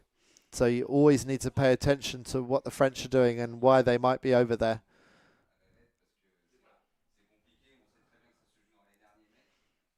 Yeah, for the ones watching the trekking, I'm not sure if it's only mine that is jumping a bit of extra, but that's just to make it even more exciting. Okay. Well, it's all a little bit too exciting for Italian fans because they got a lot of catching up to do. It looks like they are almost trying to push the boat to actually go up full foiling if they're not foiling already. Yes, they found are full some foiling. Extra pressure there, and they are in the hunt. And they have got another gear that they're using right now. So is this the start of the comeback for Italy? Netherlands 505 in the middle of your picture. Nice bit of lean on. Definitely in old school traditional catamaran style of 1 hull in the air, 1 hull in the water. But the last shot we had of the Italians was that they have managed to get both hulls out of the water. And they've still got both hulls out of the water. So is there an extra gear they've been holding back on? And now they're bringing it out when it's needed most. But the hull is back in the water now. And I wonder if that's been a gain for them. Just because they're full foiling, it doesn't always mean that it's an automatic gain. No, I think the Italians are just trying everything they have right now. They know that they started definitely behind the others with having to go back. Also, as you said, with the flag coming up, maybe a little too slow in our eyes and definitely in their eyes to really be in this game. Looks like it's gone very soft for the French here. Local knowledge not going well for the French at the moment, unless something is about to change for them. But Retornaz really getting low in the boat there. Oh, the Dutch found some pressure on this left-hand side. The crew can really go out and press the boat again. As we saw on the French, they have to be really careful pushing too much. And here they get into that pressure again. Oh, wow. How quickly things change. Suddenly the French looking good again. 1.5 trapezing. Netherlands 505 on the far side. Australia looking fast going across the front of the French. But the French at least are mostly trapezing again. Australians also found a new gear, really speeding up. 2 Australians in this race, 2 Swedes and 2 teams from the Netherlands. Netherlands 5:05 coming in from the right-hand side. Australia tacking on the left-hand side. And to say it is also 5 boats coming into this final race with the same points. So a lot to play for with the points so tight in the middle of the pack here. With the Italians coming in with an advantage into this race, but will they have used up their advantage with having to go back and restart? Netherlands drifts round in first place just ahead of Australia. There's the other Dutch boat, Netherlands 22, just behind. Bjarne Bauer and Jorian Hin just getting into the hoist. Jorian Hin finishing off the hoist on the Blue Jenica. And look at the boat picking up pace now. They're about to get up to full speed and should be able to get full foiling on the downwind leg. Just hopping up onto the foils for the leader. And they will be stretching distance on the rest of the fleet who have yet to get round the windward mark. Here come the French in 4th place. Tim Moniac and Alois Retournaz, they went into the day in 2nd overall. Yeah, hunting that 6 points to the Italians. Australia 5 coming in from the right-hand side on port tack. Are they going to have room to tack round? No, they're going to have to duck. They're sort of tacking in beneath. So 4 boats in quick succession about to come round. It looks like a very tight ley line there for the Italians, just squeezing over that top mark, followed by the Swedish boats. And there are the 2 Swedish boats. These are the 3 boats that were over the line early. And somehow they've all got ahead of Argentina. Argentina having an awful race right now. Matteo Magdalani and Eugenia Bosco coming into this race in 4th place overall. And downwind, the 2 Dutch boats, the Aussies in a Dutch sandwich there. Great Britain, the reigning world champions, getting up to speed. Yeah, we see there on the Dutch boat how tricky the conditions are. It's really hard to keep the boat foiling the whole time. The pressure is going up and down and shifting left and right. And you really need to be concentrated all the way around. You certainly do. But this Dutch boat, Bjarne Bauer and Jorian Hin, going into the day in 10th, just managed to scrape into the final 10, leading this race now, giving you some sense of the strength and depth of this fleet. Look at the different angles going on here right now. We've got, on that last shot, it was Italy and Sweden. And back to low riding for the leader of the race, Netherlands 5:05. Look at the angles. That's just incredible how the pressure is playing the fleet right now. Also to say, even though with the Dutch that was leading, now with the hull in the water, we're not sure for how long, they have also a shot on the bronze. And as you said about the angles, look at the angles now. I mean, they're about almost 90 degrees off. On back, there they go again. The Italians find their own gust, and they look like they might be able to get down inside Great Britain ahead of them. The angles are all over the place. Italy goes for the jibe. Yeah, it felt like Italy had to commit to the jibe there, not to sail in the dirty wind from the boats in front when they got that low angle and good pressure to really use the benefit of it and not just sailing into the others. And the leaders are back off the hulls again there onto the foils. And so those moments of nervousness for them, looking over their shoulder at everybody foiling. Now it's their turn to be full foiling, and the Italians are struggling to get onto full foils. The Italians just about getting onto the foils now. The crew and the helm are really, really working. We really never see them standing completely still. They're just pushing the boat the whole time. Second in last year's Worlds, certainly looking to go better than that. These guys still in quest for their first world title. They've been sailing together for 12 years. They're so young, but they've already been sailing together for 12 years, this team, Ugolini and Jubilee. Yeah, I mean, they know each other so well, and they're used to the foiling, and they really look like a bit more comfortable now with the breeze picking up a little bit. The boat is just like calming down and pushing more forward. And yeah, the Italians were looking good in that last shot. It's looking a bit slow as they go around the leeward mark for the leaders. This is Netherlands 5:05. More tense moments. They just have to hope that they have chosen the correct of the 2 gate marks. How stressful Nacra racing, isn't it? You go from full foiling to both of them being inside, just both hulls in the water, and it just changes in the blink of an eye. It certainly does. Their mode changes are absolutely enormous. And there, the other Dutch boat is almost rounding up with the kite just to keep this as much speed as possible around this mark. But by the looks of it, it looked like it was good pressure coming down there on the top of the mark, and hopefully we will see them foiling soon. And the leaders have already tacked onto starboard to get what they think will be the good breeze coming from that side. But I wonder if those going round the left-hand mark, just about to go round the left-hand mark, if they're going to get into that breeze a little bit sooner, this could be an opportunity for Sweden and Australia to make some gains. Yeah, it looks like Sweden did some gain in this on this downwind. And it also could see there between the gate mark this blue rib holding up a shield, so it has been changed in the course. And Italy not really made gains.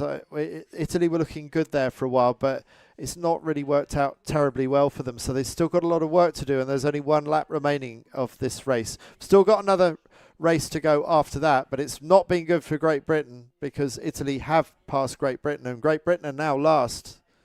And Argentina has actually got itself back into the mix. So that's a measure of just how difficult it is. The reigning world champions round that gate mark in last place.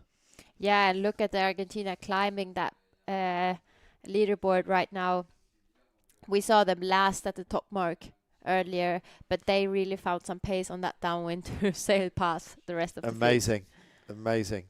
And so we can only predict that there's going to be more of this because nothing is certain on this race course, and these boats are so dynamic, they're so on or off. At the moment, the Dutch that we're looking at now leading this race are a little bit off.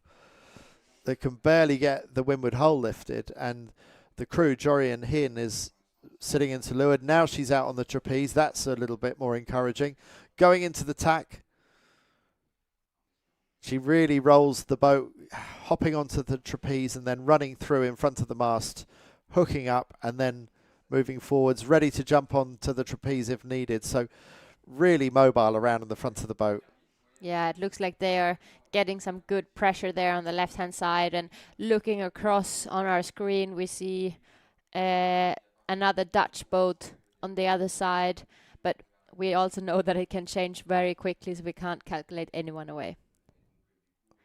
But right now it looks kind of comfortable for this Dutch boat. That's quite comfortable, conventional, 1 hull up in the air kind of catamaran sailing. What they'd really like is to have a bit more breeze and be able to get this boat fully foiling, but we're not seeing much of that today. No, and you see just how much they have to work in and out and changing the settings of the sail to keep a steady boat as possible. Yeah, I mean, it looks really uncomfortable. It looks like it's a hard work day for the knees and for the legs generally.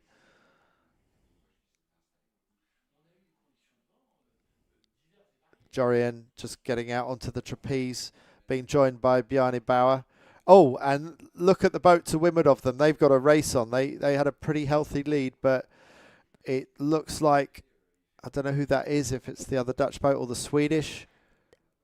It almost looks like the Swedish boat has been coming. We saw them at the gate. They've been doing a gain on the downwind, and now they've definitely done a gain on the upwind. But it's a tight battle to stay there on the hip of the Dutch boat. So that's a really good game by Sweden, considering that the Swedish boats had to go back and restart, and now Sweden is possibly even in the lead of this race. But wow, it looks like a match race from here. I wonder what's going on further away. Yeah, it looks like a very, very hard position to stay in there for the Swedes. And my Swedish heart is, of course, pumping a bit extra for them. But it looks like a very, very challenging position. But it's also not far away from the mark, so maybe they can survive the last bits. So not far off the windward mark by the look of it. Yeah, we see here how they've been falling down in the dirty wind of the Dutch boat. But we also saw the mark, so it can't be far away. And Netherlands going into a very slow tack. Sweden will probably follow shortly. And this is real low riding. I wonder what sting in the tail this race has yet for the final run downwind. Australia also in the mix. So holding on to their lead by the slimmest of margins. Netherlands 5:05 ahead of Sweden 14, who have made an incredible gain after having to go back and restart earlier on in the race. Followed by Australia 77, Archie Gargett and Sarah Hoffman. Going for a jibe set. Oh, it's a bit of a slow, painful maneuver in this breeze. Yeah, and luckily it wasn't too crowded there from the boats behind. But look, they're already up with one hull, while the others are both hulls down in the water, looking very, very slow. The Swedish also couldn't jibe there. They really tried to jibe. Full foiling for the Australians. What a good very call. good move for the Australians, seeing that pressure and straight up to foiling, and they will gain very quickly on the leading boats. Sweden just going to get around ahead of Great Britain, but Great Britain was dead last at the bottom mark, so that's how much things are changing. John Gibson and Anna Burnett have managed to haul some kind of result out of this race, or have they? Because things could, of course, change all over again. And look now where the Swedish is. We have two Swedish on the screen, but the right Swedish and the boat far away there was the Australian boat that was jibe setting straight away, and just how quickly they sailed away. 31 kilometres an hour to Sweden's 9.6. That's the difference. What an amazing spot by Archie Gargett and Sarah Hoffman. Going for that jibe set. The jibe set looks so uncomfortable, but it was a price worth paying. Here's Tim Morniak and Alois Retornaz, and the boats here are getting onto full foils as well. Here were our former race leaders. They might still be in the lead. It's going to be between Australia and the Netherlands. There's not much to choose between Australia and the Netherlands right now. High wiring. And how different is this from just 30 seconds ago? Both hulls in the water to both hulls out of the water. It's very incredible. And we also see the Australian boat far away there, and the perspective is a bit hard to judge, but it definitely looks better when everyone is foiling. Doesn't it just? But here, is it going to be a foiling jibe? Not quite. Not quite. The foiling jibe is a fairly new innovation. They're getting good enough to keep these boats fully flying through the manoeuvres, but not on that occasion. It's still a little bit on the light side. France 51 came into the day second overall. At the moment, Italy still doing enough to be winning overall with a 7-point gap. Points to leader on the right of your screen. Now it's saying a 14-point gap. I'm not quite sure whether that's the case or not. Here's Italy, 98.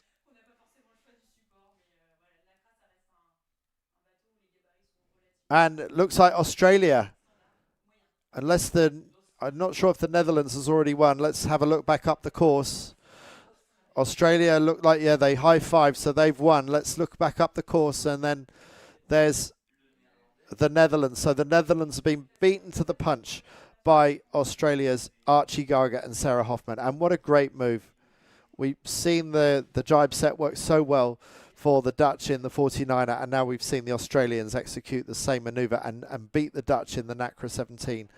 Here are the next boats coming to the finish, and is Italy 98 really that high up? So Italy 98 looks like it's going to get possibly fourth across the line, maybe fifth. It might have just been beaten, but very, very close. And so that, I think, yes, Italy 98 comes across in fifth or sixth. Sixth by the look of it. So not as much of a gain as I thought, but not too bad either for Italy. Because France only a couple of places ahead. France was the closest rival to the Italians. So the Italians still holding on to that lead ahead of France. And the British doing a pretty good comeback. Wasn't it? Third place for them. Incredible. To be last place a lap earlier, to be able to haul their way back into contention up that windward leg, and then to gain another place on the downwind. And here's Argentina. Argentina had their moments to get back up there, but it looks like Argentina has come across in last place. So, wow, it's such a difficult race course. Yeah, what a race. It was changing the whole time again. And unfortunately, the Argentinian that really needed a good race to catch up a few points had a really tough one coming in last. And being over the line, it's a bit more of a guessing game for the Nacras because they're not using the Vaqueros systems. So yes, exactly. And that's also what we saw. It took some time for the flag. I mean, the race committee is working as fast as they can, but still it's slower than just seeing on the screen if you're green or red. yeah, so maybe some of those boats didn't need to turn back, but Italy and the 2 Swedish boats did turn back. But it's quite possible that they may not have needed to. Here are those results confirmed. Archie Gargett and Sarah Hoffman. Jibe setting their way into the lead and winning just ahead of Bjarne Bauer and Jorian Hin. And then the reigning world champions, John Gibson and Anna Burnett, having a great final lap to that race. Hoffman and Houtman from the Netherlands, and then Sweden just back from there.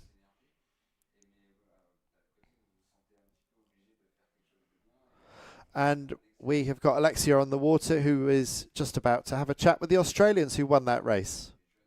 2, 1, go. Yeah, guys, amazing race. You managed to win that race. It was a bit up and down. Talk us through how the race was for you. It was a bit all over the place, as you saw.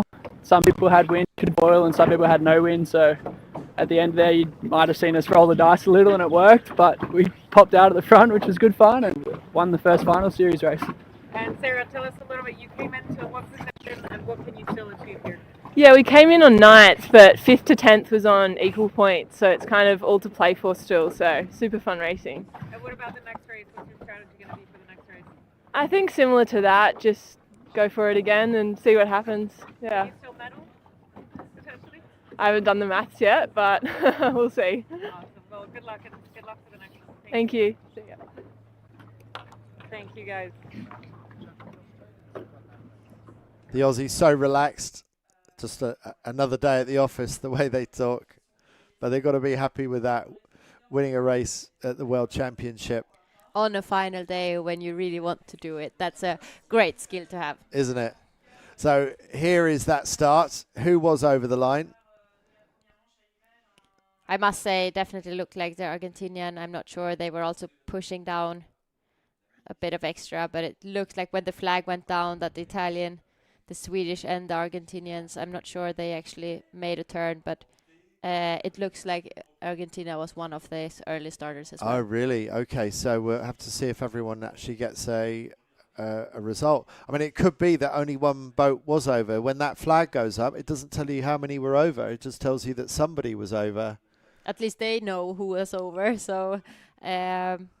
but I think it was smart from the Swedes and the Italians to go down just to be safe. What a disaster if it would have been sailing a complete race and then crossing the finish line and not getting a result. Bearing in mind how random this race course is, do you even need to take much of a risk at the start? It almost seems like the start doesn't matter that much.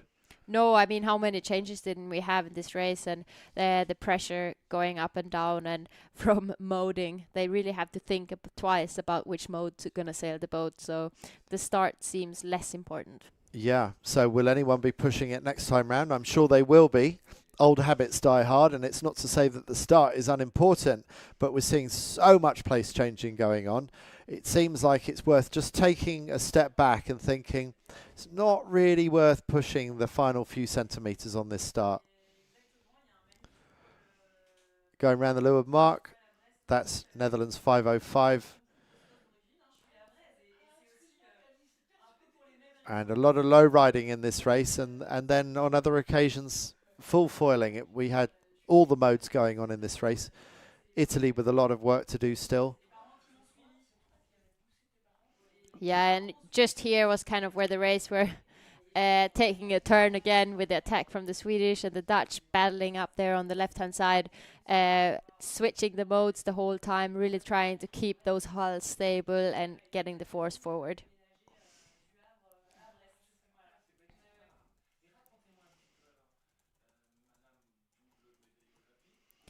I mean, we still have a very tight for the next race with the points. If I've been calculating right, we still have a tight battle between gold and silver. Well, that is good to hear. And bronze, of course. Well, I was wondering. Yeah, bronze. We only have 2 points between the bronze and the silver, so it's definitely keeping our eyes on the French and the British. Great. So a lot to play for. And on this racetrack, we've seen that there is so much unpredictability.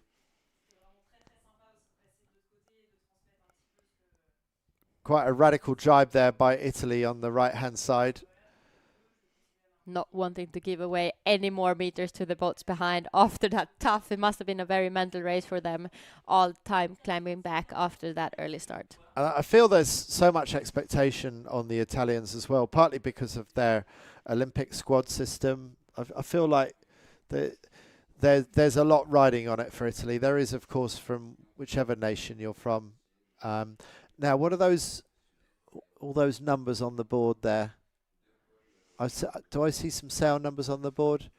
I mean, it makes me think that every single boat was over the line. It's like yeah, but it actually looks like that might be the final after this race, the scores in this race that they were signing just to show everyone on the water how the finish order was in that early race. Oh, okay. Yep, that makes sense.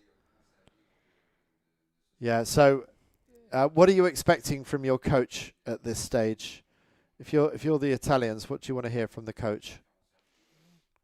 I mean, our coach would probably say, don't take any unnecessary risk in the starts. You should know that you're fast in these conditions. You have a bit of a point lead with the gold right now, so just relax and enjoy the rest of the day. It's not so many times that you are in the position of really fighting for that gold medal. Yeah. Well, I'm sure there are going to be some interesting conversations going on, but sometimes less is more. Maybe you just let your sailors make their own call and their own judgments. We had a chat earlier with the team from Netherlands 505 before they went racing. Let's hear what they had to say. Final day at the World Championships, and you guys are going in 10th place, which means you've got nothing to lose. Bjorn, how are you feeling going into today?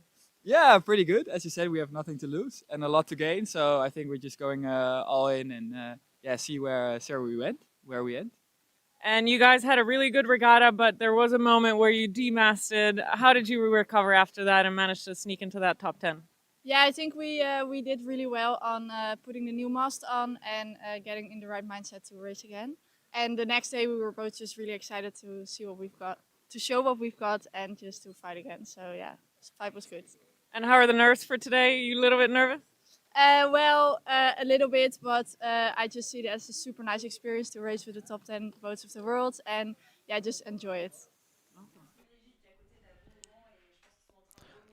That was the team from Netherlands 505, one of 2 Dutch teams in this final top 10 racing for the Nacra 17 World Championships. Last year's Worlds was a real tight battle between John Gibson and Anna Burnett from Great Britain and Italy's Ugolini and Jubilee.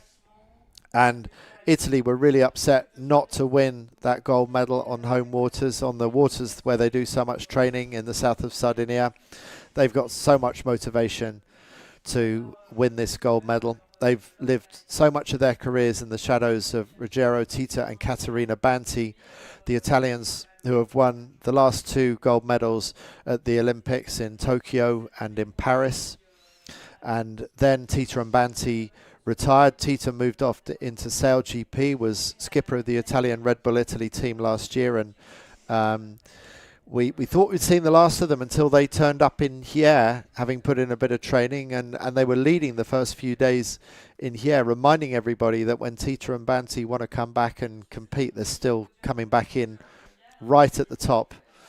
And Ugolini and Jubilee might feel that they could have been worthy competitors at the Paris 2024 Games, but they didn't get their chance. Instead, Tita and Banti selected ahead of them. So Uglini and Jubilee have got loads of motivation, and they want to get this world title to validate all the hard work they've been doing for a decade or more in the Nacra 17. Yeah, I mean, it is a bit of extra pressure, I would say, for the Italian Nacras. They've had such a strong squad, and Tita and Banti has been winning so many medals and world championships. So it would be so happy for them to now actually take over that. Yeah. Well, let's hear from them earlier, because we managed to catch an interview with them on the beach before they went sailing. Gigi and Maria, final day at the World Championships, and you're in that top spot. You must be a little bit nervous. Maria, how are you feeling going into today? Yeah, I would say I'm a bit nervous, but also very excited to go out there and send it. And Gigi, I mean, you've had an amazing week so far, but the French are also really hungry to get that world title. What are you going to do? Have you strategized a little bit on how the day is going to go? Just send the boat as fast as possible, and we have 2 races. We need to win both races. Just send the boat as fast as possible, Gianluigi, but what you didn't add to that was make sure that you're behind the line at start time.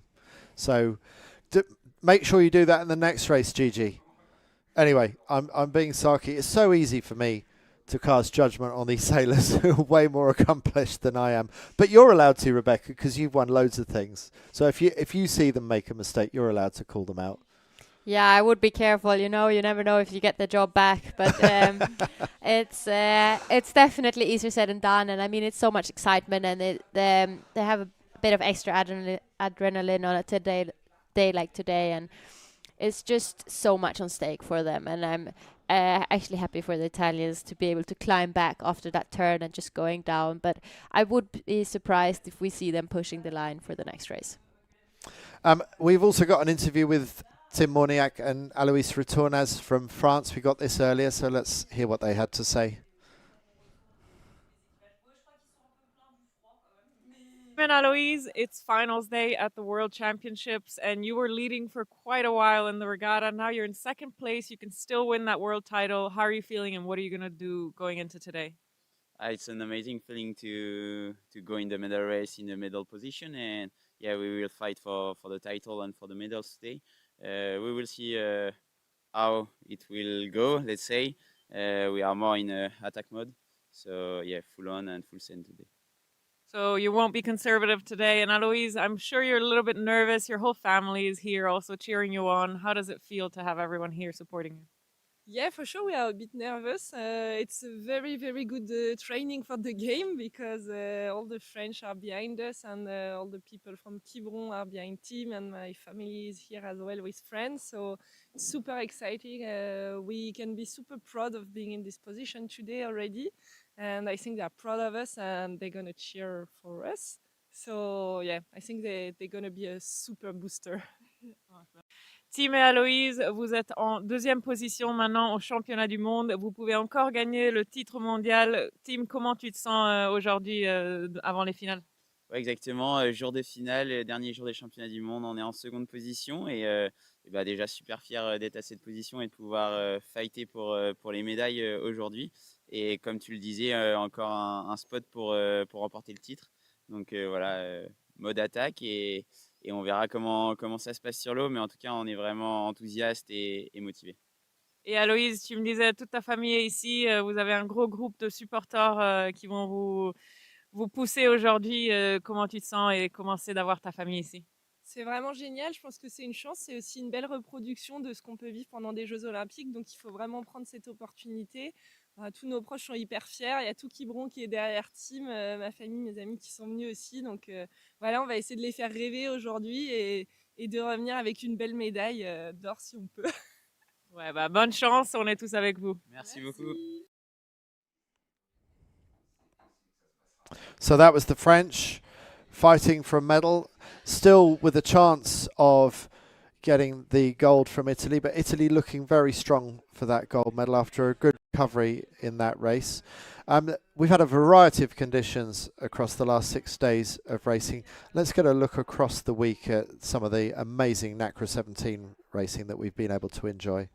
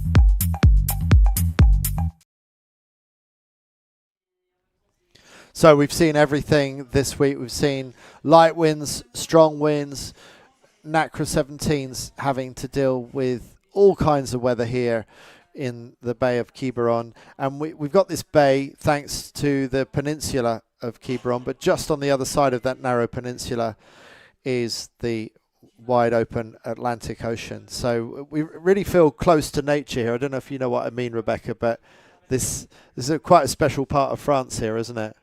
Yeah, it feels like we're really, really being wide open to the Atlantic, and it's we're feeling pretty safe here on the inside of this bay. And even on the windy day, we could see the courses that was a bit further out. It's really quickly getting tough sailing. Yeah, it would do, wouldn't it? So yeah, the bay has and this peninsula has allowed us for racing to go ahead on even the really strong wind day on day 3.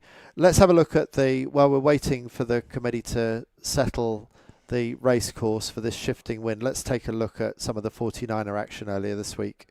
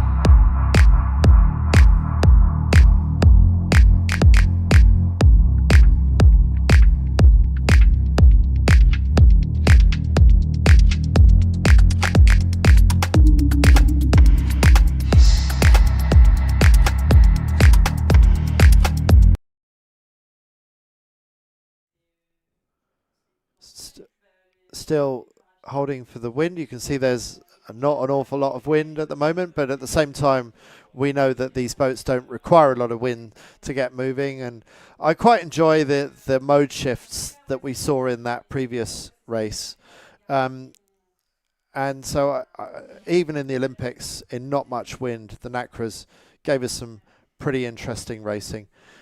Rebecca, you've been running the numbers. Just give us the likely scenario in the Nacra 17s. Italy, how secure for them would you say that gold medal is at this stage?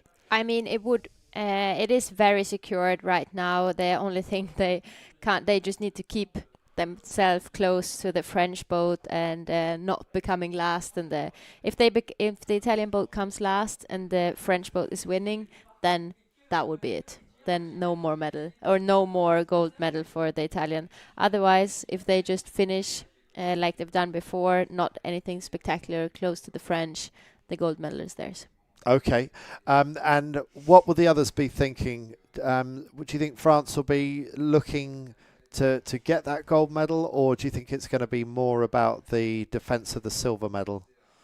I think the French and the British, they just really have to focus on themselves and or even on each other to be able to secure that silver and bronze. It will be a tough fight for that silver. It's only 2 points splitting them.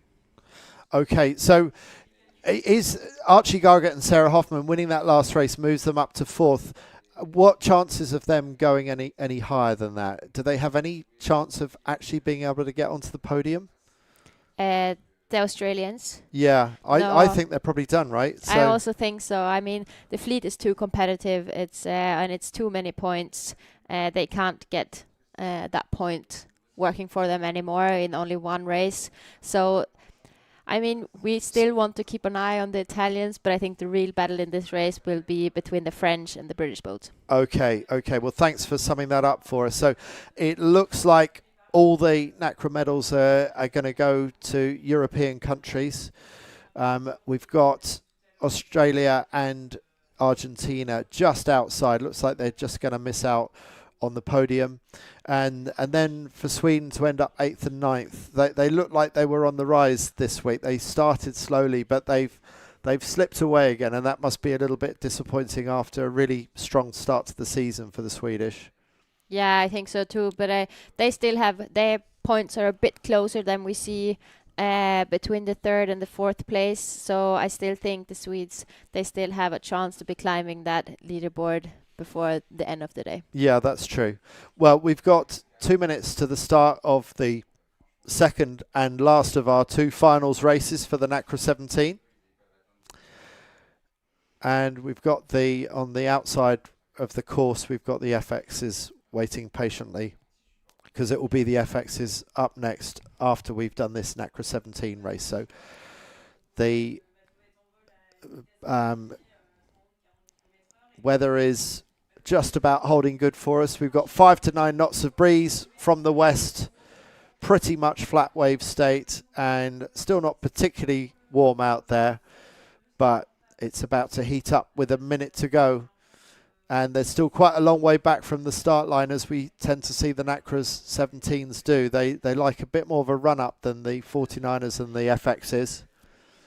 And I would almost say that this is the hardest conditions to sail the Nacra, because you need to be doing that mode changes the whole time. You can never relax and just let the boat do the work. You have to be pushing and moving and working the boat the whole time to make it go forward.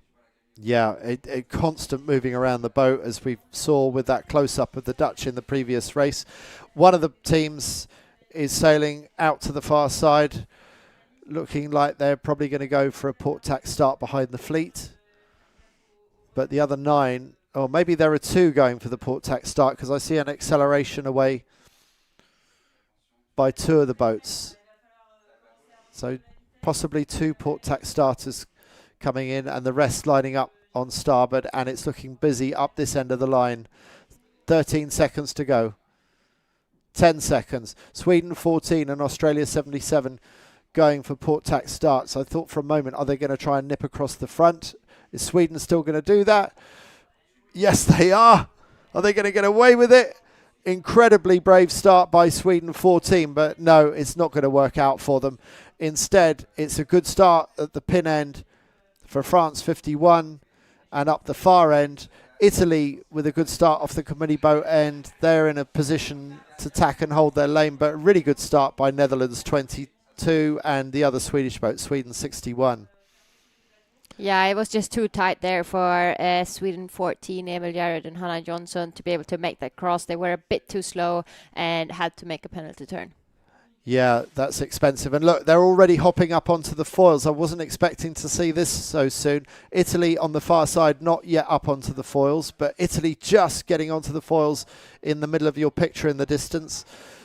Tim Morniak and Alois Retornaz looking really solid on this side, and the Nacra looking absolutely beautiful, even getting a bit of windward heel into the boat on the French team.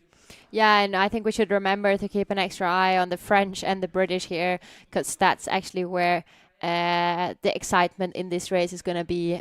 We see the Italians already having a great start, sailing very fast. So I think this is going to be everything between the British and the French covering up there, the British, just to keep an extra eye on them, making sure to be crossing that finish line before. But the Swedish, they really want to be in the game as well and not giving it away for the French. Yes, so Swedish almost upsetting the French line of clear air there, but the French certainly looking to defend against Great Britain, who didn't have the best of starts. Close cross there between Australia and Argentina. And you can really see how the teams roll tack these boats through the turn, making sure that there's only one hull in the water as they go through the turn, trying to minimise the wetted surface area and speed up the manoeuvre. Australia rolling away on the right of picture. Netherlands 22 still foiling, just about to go into attack. Let's see how quick they can get up on this foils. This meter now when everyone is foiling is very important, because as we saw before, the boats that is foiling is really sailing away from the rest of the fleet. And the French certainly foiling very nicely, and Great Britain climbing out from underneath the French. Great Britain have managed to escape the clutches of the French for the time being, but things change so quickly. Yeah, it actually looked like it was a very painful tack there from the Swedish. The Swedish Ida Svensson and Marcus Stackhammer was just sailing away out of the picture there on the left, and it looks like the British could really gain from that and just be sailing more meters forward. And the British really making up good ground. Here's the British from another point of view. And these are the reigning world champions. Highly unlikely they're going to be able to hold on to their world title, but they're certainly going to fight hard to get the silver medal away from France 51.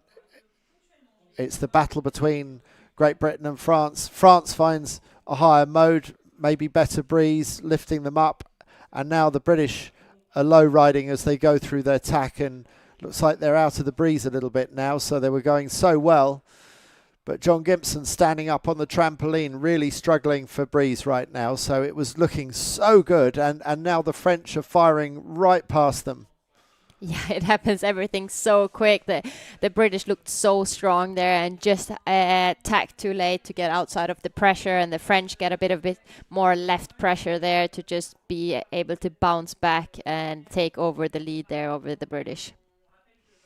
France just about to go into their tack on that last one. Sweden 14 crossing behind Great Britain. Now France is off the foils. Great Britain and France both in low riding mode, but at least Gimpson and Burnett are able to stretch and put some power, really straightening out their backs and hoping they can get back onto the foils. France are back onto the foils again, and they're on the ley line. Yeah, and it looks like the Swedish just rolled on top of the Dutch there. I'm not sure. We don't see them in the picture anymore, but it looked like Sweden, Ida Svensson and Marcus Stackhammer is going to be first at this top mark.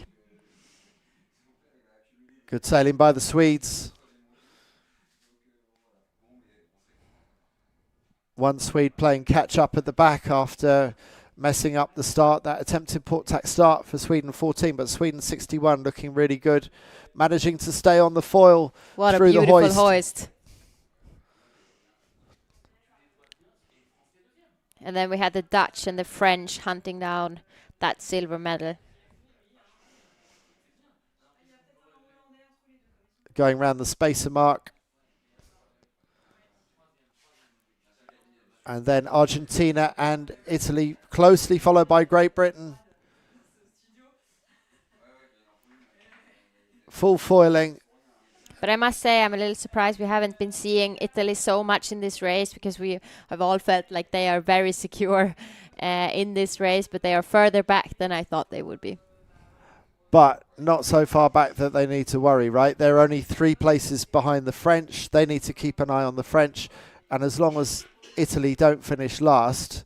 And the French is winning. Yeah. The gold medal is Italians. France jibe. They're off the foils, but there's good breeze there. It won't take long to get back on the foils again. Australia coming down towards their line. Argentina also going very quickly, full foiling. France just getting up to speed now. But France having to sail up. I wonder if they're going to get sailed over Yeah. by Argentina and Australia. It looks like France are being sucked up into the air of the Australians and the Argentinians, and this is going to play into the hands of the British. The British really need these other teams to put some bad air on the French if the British are going to be able to close the gap. We also see Italy there really coming closer to the Australians being very fast downwind. Argentina is momentarily off the foils, but back on the foils again. France getting sucked up to the line of Australia. This is not going well for France right now. Quite compromised here, and they could be rolled by the Italians as well. It also looks like they, on the tracking, like they don't have so much of an options. We have the gate coming up closely here on the right-hand side, and the Argentinians is just taking down the kite to be going upwind again.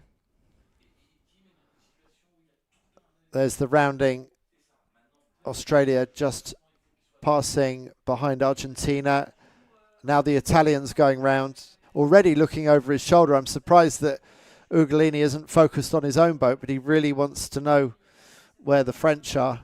So the French tacked straight away after that gate rounding to be able to get some more free air. There was a tough downwind for them, losing 2-3 positions on that last bit.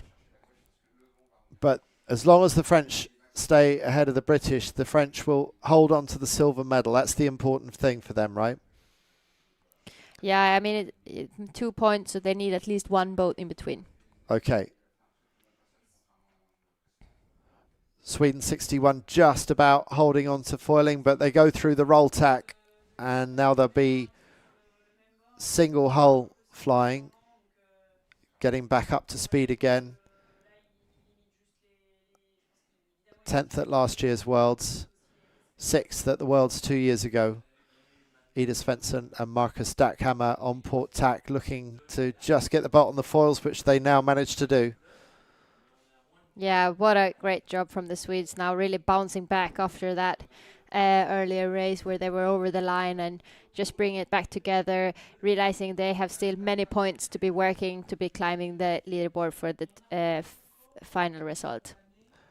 And look at the difference in angle. Yes, the French are foiling, but they're going a lot lower in angle than the Australians. So I wonder which is the winning mode right now. This is hard for a Nacra non-expert like myself to know whether it's the French who were foiling or the Aussies who were one hull flying, which is the best. But it looks like France might have made a gain on Australia.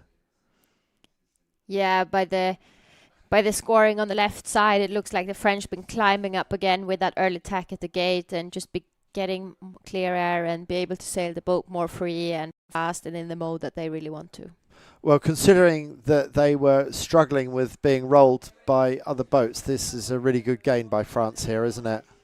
Yeah, just look at the difference with the Italians that was also coming around the mark in front of them, and we see them further down the course there at the top of our screen, and it looks like France been overtaking them. I wonder if Italy really is in last place. So if Italy has dropped to the back, now the question is, we've got this one scenario where the French could possibly get the gold medal, and that is if they can get to the front of this race. And when you see that the Swedes are doing 30 kilometers an hour of boat speed, you think, well, that's probably not very likely. But we know, we know after 6 days of racing here that things can change very quickly here. Yeah, it goes very quick, but it is hard to believe that they are doing 30 kilometers per hour when we see the British. It looks very slow for them right now.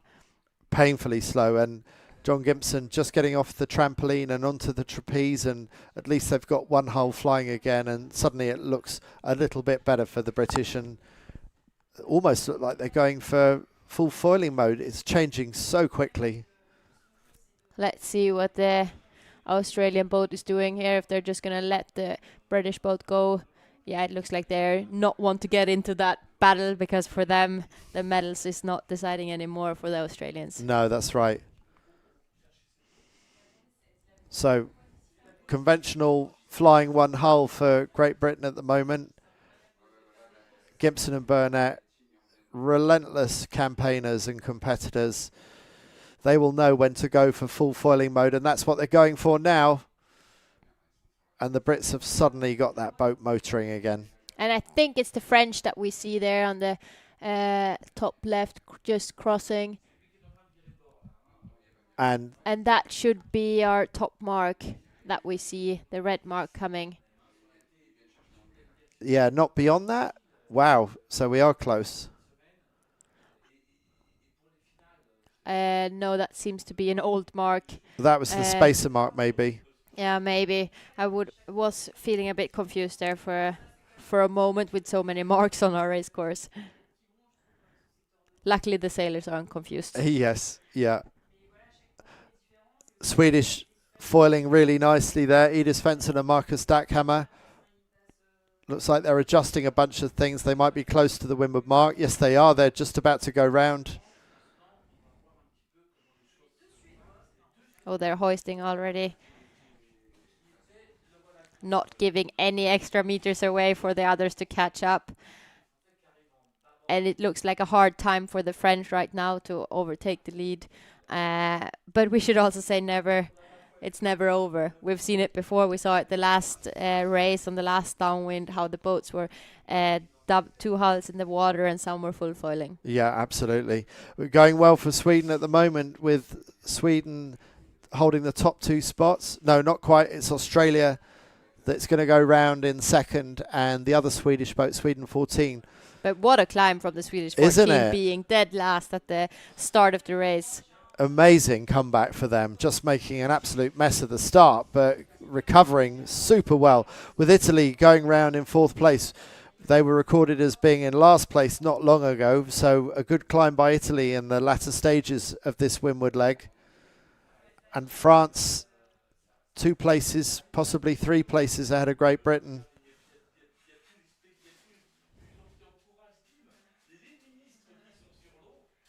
So Great Britain looking like they're going to have to settle. Oh, just getting that Jenica up not far from that mark. That was a close call. Straight into the jibe set. Might as well give it a go. This is the last chance saloon for Great Britain. And if there's any racetrack where they can still overtake and cause an upset, it's the Bay of Quiberon. Strange things have happened, and often this jibe set has been the winning move that has brought some surprises for those that have dared to do this. Yeah, actually here now on the tracking, we know the tracking is a bit behind, but it looks like they have some really good angles and speed coming down on this last downwind. So, could there be one last surprise for the French? Could the British overtake the French? We'll have to see. Italy being in 4th place, that gold medal is looking increasingly secure. There is a jibe from Sweden 61. Not far off the finish now for the Swedes. What a way to end the regatta. Lovely way. And a high five for Ida Svensson and Marcus Stackhammer, finishing their world regatta here in Quiberon in the best possible way, winning the last race of the day on the final day. So well done to Sweden 61, seeing out that race on this really tricky race course. And now France 51 coming downwind, and it's looking increasingly like they have secured the silver medal here. And the local fans in Quiberon will absolutely love to see Tim Moniac and Alois Retornaz take the silver medal here on home waters. And how glorious is that? Full foiling down towards the finish. And going so fast across that finish line. Fantastic performance by the French. Congratulations to Tim Moniac and Alois Retornaz. And already they're celebrating on the Italian boat. They've yet to cross the line. But the Italians are just about to win their first senior world title. They have waited so long for this. 14 years of campaigning. 12 years of sailing together, and here they are. Amazing, amazing. Congratulations, Gigi and Maria. And that will mean so much to them. The Italians as a nation have dominated Nacra 17 racing over most of the last decade, but it's mostly been that other team absent from here, Tita and Banti, and finally it's the chance for the younger Italian sailors that we're looking at here to have their day in the sun. So it's the Italians who win in France ahead of the local team from France who get the silver medal, and the bronze will go to the outgoing world champions from Great Britain, John Gimpson and Anna Burnett. Wow, massive relief for them. Oh, you can just see how happy they are, and I think they can't really believe it yet. I mean, what a week they've had. They've been constantly at the top and been battling with Tim Morniak and Alois Retrand and the British just being behind. And they're lovely people as well. Always got a smile in the boat park. They take what they do extremely seriously, but they are very popular in the fleet as well.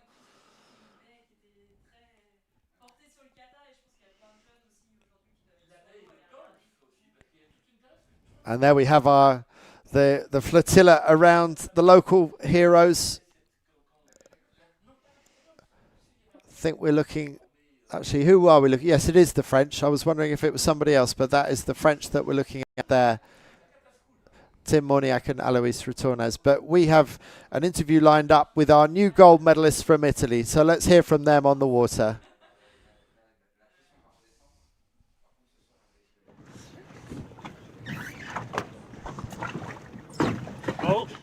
Gigi and Maria, 12 years sailing together. You finally did it. World champions in the Nacra 17. How does it feel? We feel good.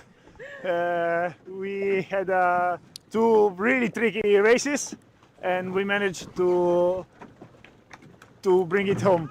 Yeah, you did. Maria, how was it in that race? Were you nervous the whole time? Yeah, I was super nervous. I was testing Gigi, but I was like, please God, and like it's amazing, incredible. You sound like there was luck involved, but I think you guys had a really good week. I mean, the French were in contention as well. Were you keeping an eye out for them too on the race course? For sure, they are locals, so they know pretty well the course. It's a strange race course here, but through the week we managed to understand a bit, and we managed to win. You came really close last year, and I think there were a few tears of sadness. Did you tear up and joy this year? Yeah, for sure. It's like now I'm super happy. I just think of now and here, and all the rest is just us. So I'm super happy. Amazing. Congratulations, guys. Amazing work this week. You deserved it. Thank you very much. Thank you. Thank you, Alexia, and congratulations again to Gigi and Maria, our new Nacra 17 world champions, and no one more deserving. No one has worked longer or harder to achieve that, and it's still sinking in for them both. It's just incredible pictures, isn't it? They've been so focused this whole week, and they've been, whenever we've been talking to them, it's been a smile on their face and just really focused on the racing. There's the confirmation of who won what in the final race. So Ida Svensson and Marcus Stackhammer from Sweden winning the final race ahead of Archie Garga and Sarah Hoffman, having a really good final day for Australia. And then Jaruden Jonsson coming back from that awful start to get third across the line. So really good results for Sweden. Then Morniak and Retornes crossing the line in fourth to get the silver medal, and Ugolini and Jubilee are Italians in picture. Fifth place across the line, good enough for the gold medal. And then just a bit further back, John Gimpson and Anna Burnett from Great Britain just missing out this time. They got the gold medal last year. This year it's going to be the bronze. It's been a difficult week. It's been really hard to make sense of the conditions. But in the end, some high-quality teams have won out. I'm not even sure anymore who would be the most happy right now. We see the French, they're so happy, they have so much support.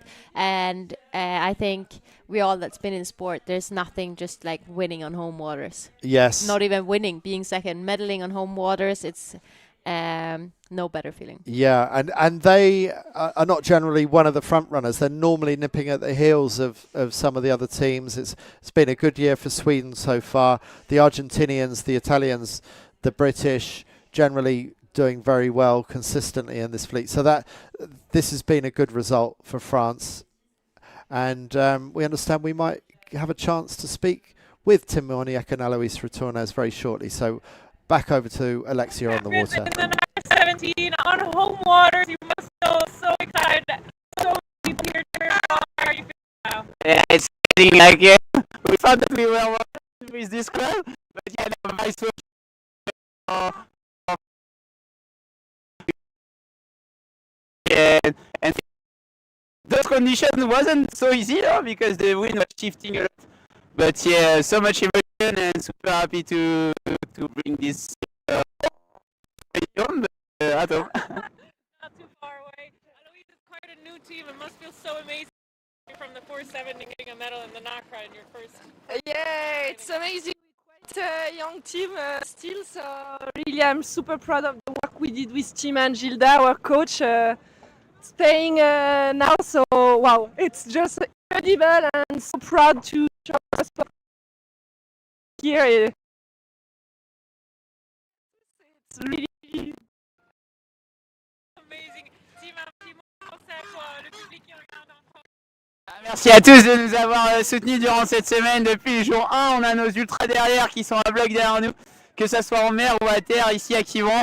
Et voilà, bah, c'était un peu un petit rêve, hein, il faut le dire, de leur ramener une médaille. Mais bah, voilà, on a réussi et une belle médaille d'argent à la maison, c'est dingue. Alois, comment vous avez célébré ce soir? On va faire la fête, mais c'est un truc de fou. Il y a les ministres qui sont juste en face de nous sur le Zodiac et tout le monde qui va fêter ça avec nous, donc c'est génial. Super les gars, bravo. Merci.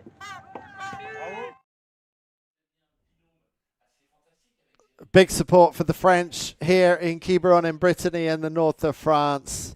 The local heroes getting the silver medal, but it's Italy who take out the big prize, and there is Great Britain, John Gibson and Anna Burnett with the bronze sailing back ashore. And it's a little bit like they said, they're not even sure if they were winning or coming second, because the support and the love that they're getting on the water right now is just incredible. They're loving this moment. And Alois Retornez, not long converted from the 470 class into the Nacra. She got an Olympic bronze medal in the 470, and now proving that she's made a very rapid transition across into the Nacra, which is a completely different boat, completely different type of sailing, and showing how adaptable she is. Because learning that, how to keep that boat flying, must be completely alien to a 470 sailor. Yeah, I mean, I couldn't think of almost any bigger difference than coming from the 470 to the Nacra.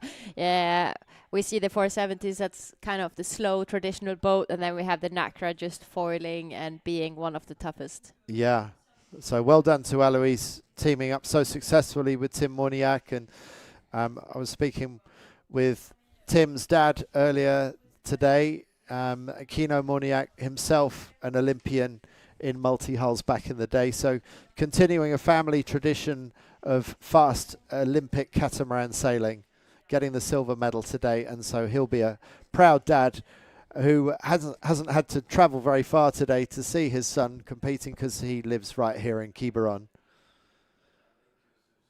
Argentina, Matteo Magdalani, Eugenia Bosco, the Olympic silver medalists from Paris 2024, they'll be a little bit disappointed to come away without a medal this time.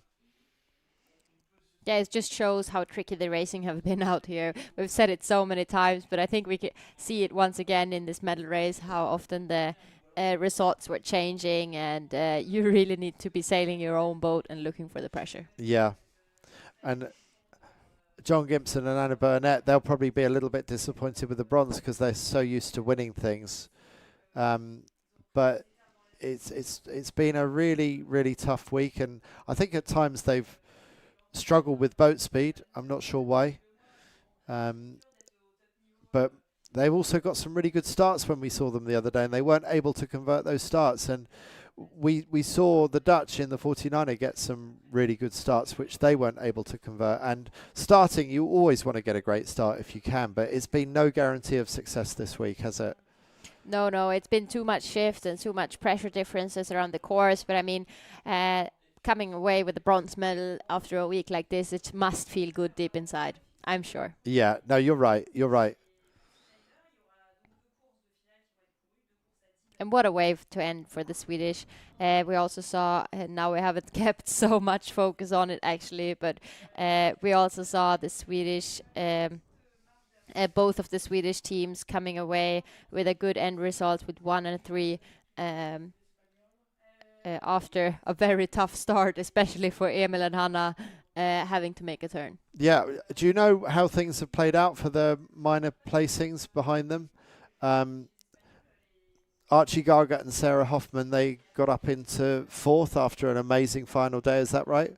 Yeah, if my calculations are right, we'll have the Australians 77 in 4th, followed by the Dutch 505, Bover and Hin. And then the Swedes have climbed up a little bit. So very close on points between the two Swedes, actually, isn't it? Yeah, and also with the Dutch boat, it looks like they're all ending on the same points, and it's definitely been a tight battle. Well, what drama we've seen so far in the 49ers and the Nacra 17s, and now you're looking at the 10-boat fleet in the 49er FX. This is the women's skiff, and bottom right of your picture you can see the Spanish sail, ESP 76. They are the reigning world champions, Paula Barcelo and Maria Cantero, and they are leading going into the final day. They're going to be hard to beat.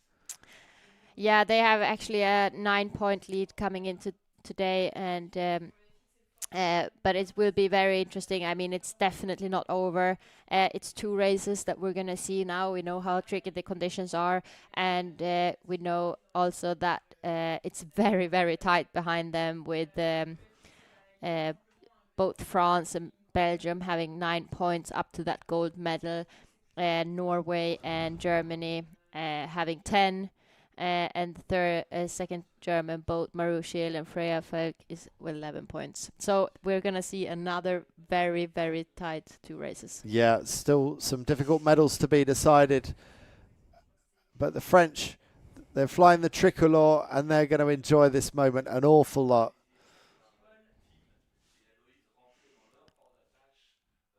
You could almost see, even though we didn't see the fully faces, we could see the smiles going from one side to the other on the crew. Yeah, absolutely loving this moment on a beautiful weekend here in Quiberon in Brittany and the north of France.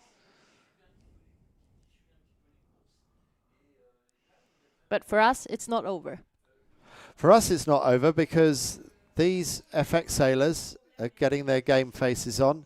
This is what you have spent most of the last 10 years doing until you retired after winning your Olympic silver medal at Paris 2024, Rebecca. How much are you envying them being on the water right now? But maybe you're not envying them at all, considering how difficult this racetrack is. Yeah, I mean, the racetrack is very tricky, and the points are very close. I felt watching the 49ers, my heart was beating, and I was just being fully into the racing, almost forgetting that we're actually sitting here supposed to talk about it as well.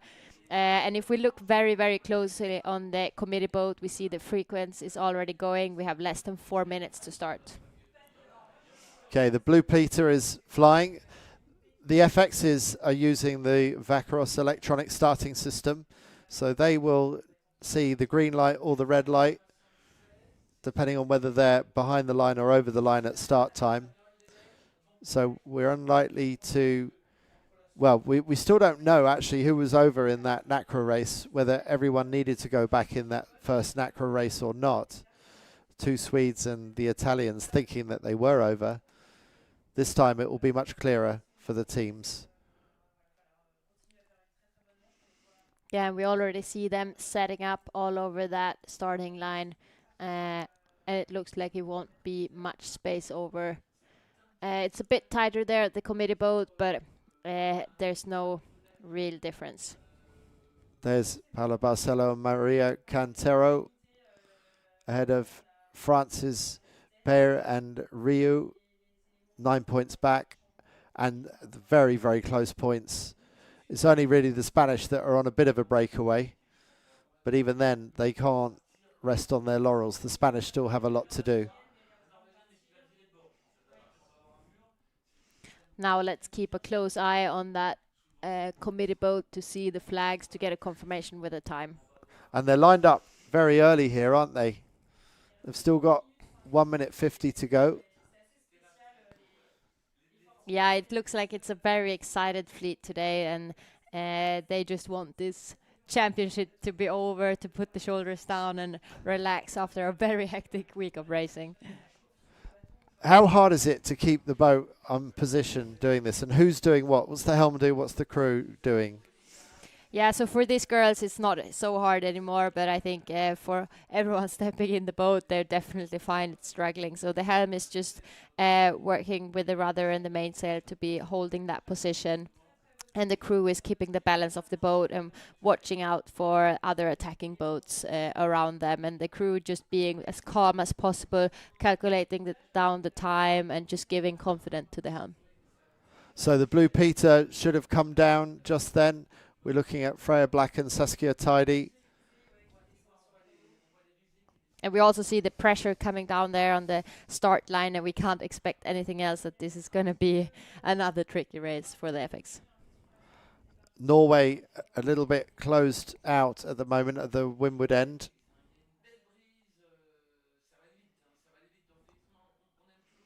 And we saw there as well, we have the L2 race course. We know in the past that sometimes that can be a tricky one if they're changing the course, but now we should be confident that we have the course that we're expecting. It's a standard L2. That's nice to hear. And what a beautiful line of boats. This is such discipline starting we're seeing now. We've got just over 10 seconds to go. At the moment, everyone is still behind the line, but very little space to accelerate into. 5, 4, 3, 2, 1, go! And is it going to be a clear start? Let's see if anyone turns back. It looks like possibly the Italians on the far side. Is it Italy or France who have... It's France not making the line there, or maybe they hit the pin and boat and have to go around to restart. And that's our currently in silver medal position, Per and Rio, putting themselves on the back foot with that, having to go back round. So that's going to make life difficult for them. It's going to make it even easier for Spain, who have got a fantastic start on the left of your picture. Even easier for them to defend the gold medal position. Spain getting the start they wanted and already looking a click faster out of the blocks. Yeah, and we could see that as well, that the French boat were straight away getting the Norwegian boat on top of them, so they probably feel a little stressed and uncomfortable right now. The only thing that Spain can't yet do is they can't choose when they tack, but they might be able to as they keep on stretching the distance on Belgium 18 and the rest of the pack over their shoulder. Yeah, they look very fast here, Spain, and they just have to extend this lead and making sure that they're not speeding off too much, keeping the connection to the windward boats. And as you say that, they might be losing their connection a little bit to the windward boats. It looks like Canada would still be a threat if they tried to tack. Yeah, definitely here. I would be very surprised if they were able to tack and cross. We have both Canada and the British boat. We know the British boat is very fast in these conditions as well. They have a little tougher time holding the lane there on Canada. Yeah. So Great Britain really dictating the run of play at the moment. Until Britain tacks, Canada can't tack, and until Canada tacks, Spain can't tack. Yeah, it starts to clear off, and I think we'll just see them one after another, and right now it's the British boat being in control. And the British are looking quite high. They seem to want to keep on pushing out this side, so Britain really dictating. Britain do now tack. Won't be long before Canada will want to tack as well. Yeah, they're getting closer and closer to that ley line. And if I would be Spain, I would really like them to tack soon, because Spain is really running out of space here on the left-hand side. And the Belgians and the Canadians lifting up inside the Spanish, and after such a great start, Spain's going to go anyway. Spain's getting impatient. It's going to have to duck behind the Belgians. This is not what they wanted. Especially not when Canada see that opportunity that Spain goes behind and tack. They could maybe been waiting with attack just a little bit to really make their life harder for Spain here. So Canada nominally in the lead at the moment, but it's still very, very close. Things are going to move around an awful lot. Yeah, definitely. It looks good here for Germany 55 as well, Hanna and Marla. And it will be an interesting cross. By the look of it from the tracking, are they still a little bit behind, but it's very close. Beautiful conditions. The breeze is really up again, fully stretched. And we're going to see them planing downwind if this breeze holds up. Now it's a close cross. Looks like Great Britain's just going to get across the front of Germany 55 to win to Great Britain. Germany 22 going really well. Yeah, it actually looks like Germany 22 here has been taking a bit of a step forward. Let's see if they choose to go, or they choose to go behind, and they're not really on ley line. Would have expected the British there to be tacking on ley line, so I don't know if that was a little bit of an error there from the German boat, giving away a bit too much extra distance. Maybe so. Looks like Great Britain have got that ley line. So Britain looking good for leading into this first mark. Freya Black and Saskia Tidy. It's going to be tight there for the Spanish. Are they going to be able to get in there without infringing anyone? And Belgium. Somehow Spain has managed to get quite well ahead of Belgium. And Belgium, who was so close to Spain, is going to end up a few spots behind. So Spain emerges from a difficult mid part of the windward leg to come round in second place. Yeah, let's keep an eye here on the Canadian and the Spanish, because the Spanish came around quite slow, and we already see the Canadian rolling on top of the Spanish, taking over that second place. Yes, but not too much to worry about for Spain, because the closest competitors to Spain are the French, who had that awful start. Now look how streaky the breeze is, quite strong at the moment. So they're planing downwind, but will it hold? Great Britain jibes out onto port. Looks a little bit soft where they've jibed, but they must have seen something to want to decide to jibe there.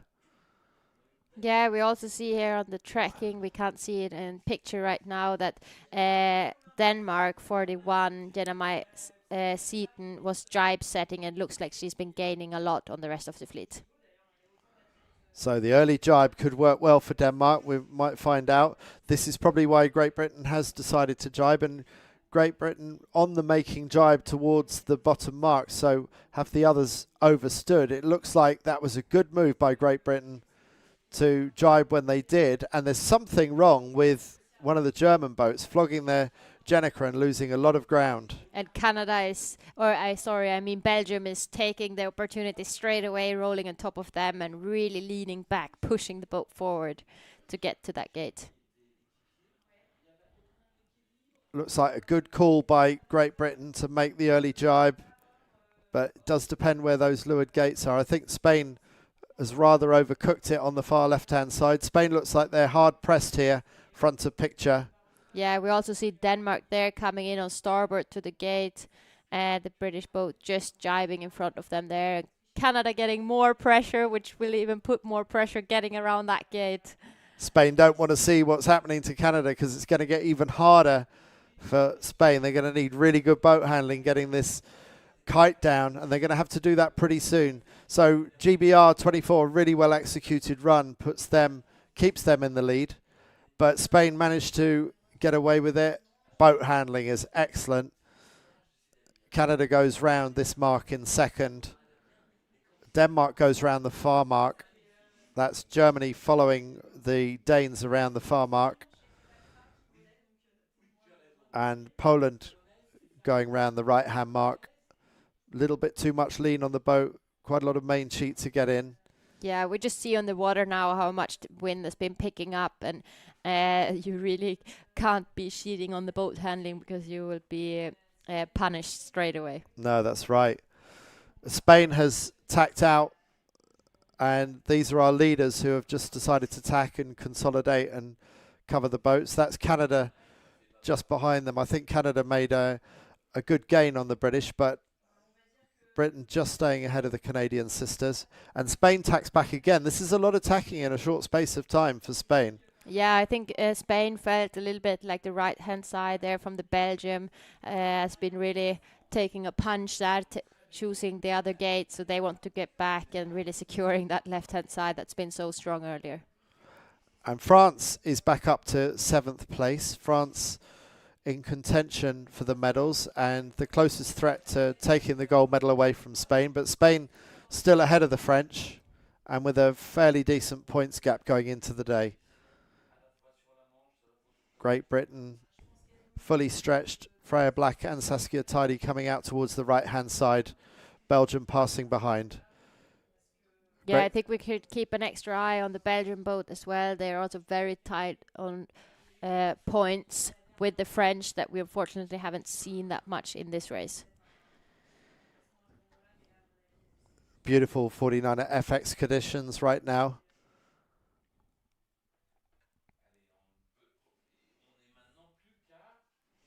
Yeah, we also have the Norwegian boat that we saw a little further down the fleet together with Germany 55, Marla and Hanna. That's all very even on the points for the silver and bronze. Not that the gold is already decided, but that's where the points were the closest.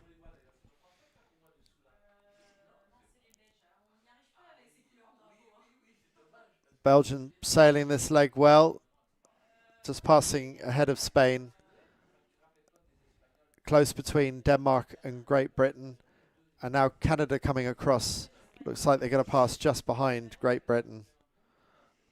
Yeah, here we can see Canada really been closing that gap to the British boat and doing a fantastic upwind and really trusting in their boat speed in these conditions.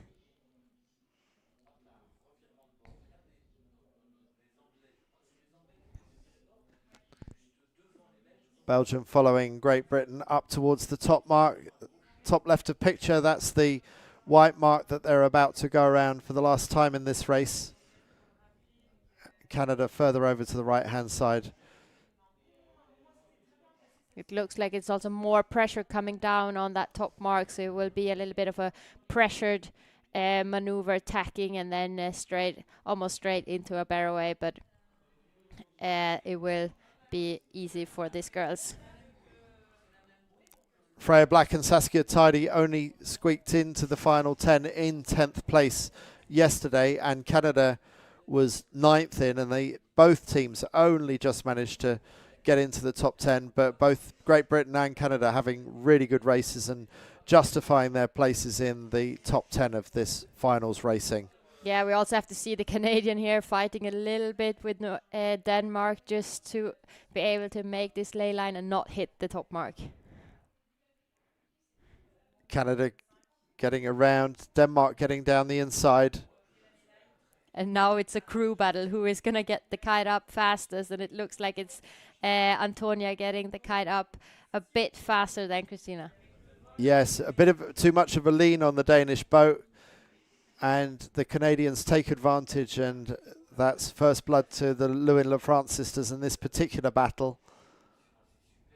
And now they're both up and running really nicely. And Denmark still has the inside line, so still dictating when Canada will be able to jibe. Around goes Spain and France. So France has done really well closing the gap after an awful start. And there was a bit of an hourglass twist in the Spanish kite, and that just lets France 63 off the hook. But now the Spanish get up to speed. It actually looks like Spanish was losing a bit of track on the second upwind and losing a little distance and positions. It's many boats in front of them now, and I think we saw them further up earlier in the race. Yes, yeah. Spain have rather slipped in this race, but I'm not sure that's going to matter. I think that they are still looking pretty secure for the gold right now. Spain managing to get over the front of the French. The French decide to jibe. And you can just see the boats on port jibe. There's not too much ley line left. The Spanish surely have to jibe fairly soon. Yeah, just before we switch picture, we just saw this finish line further down. The Spanish overcooked the ley line the last time round, but they got away with it. They seem like doesn't bother them to push the edges, but they've pushed the edges again. You can see the boat leaning over, and they've given themselves a lot of hard work to get back down towards the finish. But they're going to be coming in with a lot of pace, that's for sure. Spanish hard charging down towards the bottom of the course. Here's the battle for the finish. Great Britain still in the lead, but only just because Canada are pushing them really hard. But Freya Black and Saskia Tidy do take the win, just ahead of Canada. In turn, just ahead of Denmark and Poland, fast closing in fourth place. Really close between the front four. Belgium will be next to come across. Coming across now, followed by Norway. And Spanish still to cross the line. Here come the Spanish now. So it's not been a great race for Spain, but it might still be enough to get the gold medal.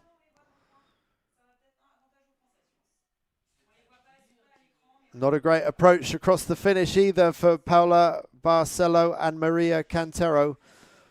But I'm just waiting for confirmation. I think they might already have done enough for the gold medal. We're going to find out very soon. It actually looks here like they came last in this race, which it's really going to put pressure on them for the next race and making the points even more close. So you don't believe they've got the gold medal yet? No, I don't think so. I still need a little bit of calculation, and I will be all on it. Yeah, so I think now it might be the Germans, Germany 55, Marla Bergman and Hannah Veal, who are up into second. And so there isn't enough gap for Paula Barcelo and Maria Cantero to start celebrating yet. They didn't manage to get a decent score out of that. I don't really know where it went so badly wrong for them, but the Spanish were very close to securing the gold in that race, but it hasn't been enough yet. And behind them there is a very tight battle, and it is so close on points by pretty much all the other teams. So any of the other teams could still get the silver medal, and some of them can still get the gold. Yeah, I mean, I think I'm pretty secure in my calculation right now, and it looks like Spain is having only 4 points lead over the Belgium, so it's definitely all still to play for, and tightly followed with 6 points still to the gold medal is for Norway 11, Pia and Nora. Okay, there's our confirmation of that particular race. Freya Black and Saskia Tidy winning the race only just ahead of the fast closing Lewin LaFrance sisters, and then the Danes Jennes Seaton and Andersen getting third across the line ahead of Poland's Milzaka and Jankowiak. And right at the bottom, Paula Barcelo and Maria Cantero. Fantastic start off the pin end of the line, but in the end didn't amount to anything. And incredible really that the French, after having to go back and restart, were among those who managed to get ahead of the Spanish. So again, we see confirmation that anything can happen in this racing. Yeah, definitely. And I think the Spanish just ended up taking the wrong gate mark, the downwind gate, after that right pressure we saw with the early jibes, gaining on that first downwind and then ending up a little out of sync on the second upwind.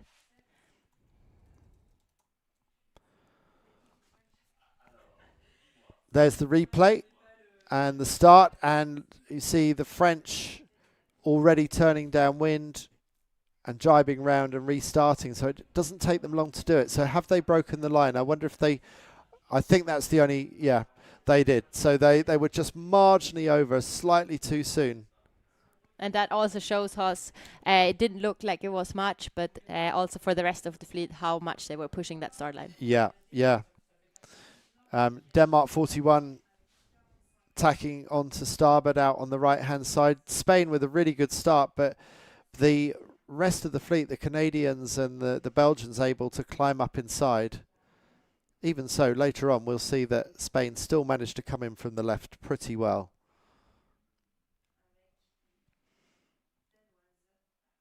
Yeah, if we look at this first top mark, it's just a really tight battle of who is going to come around first. And we had to see Belgium cross in between all the boats and Denmark doing a very slow barroway here and going straight into the drive set that actually brought them up to third place. Yeah, yeah, still so close, the battle at this stage.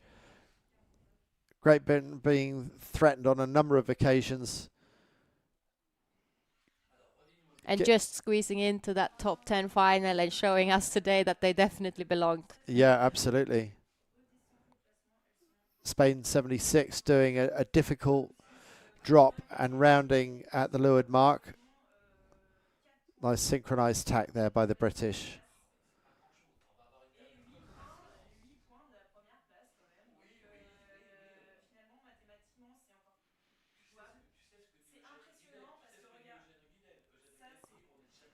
Very good move here from the Canadians. They came into this top mark very slow and just took out the turn a bit extra, making Denmark go down straight away and keep building a bit of speed in the barroway to really really coming down and be able to hoist faster than the Danish boat. And meanwhile, just it all falling apart for Spain towards the end of that race. And they'll be wondering what exactly they did wrong. I didn't see that the Spanish did anything badly wrong, but somehow managed to fall back to 10th place. Well done to Freya Black and Saskia Tidy winning that race ahead of the Lewin Lafrance sisters.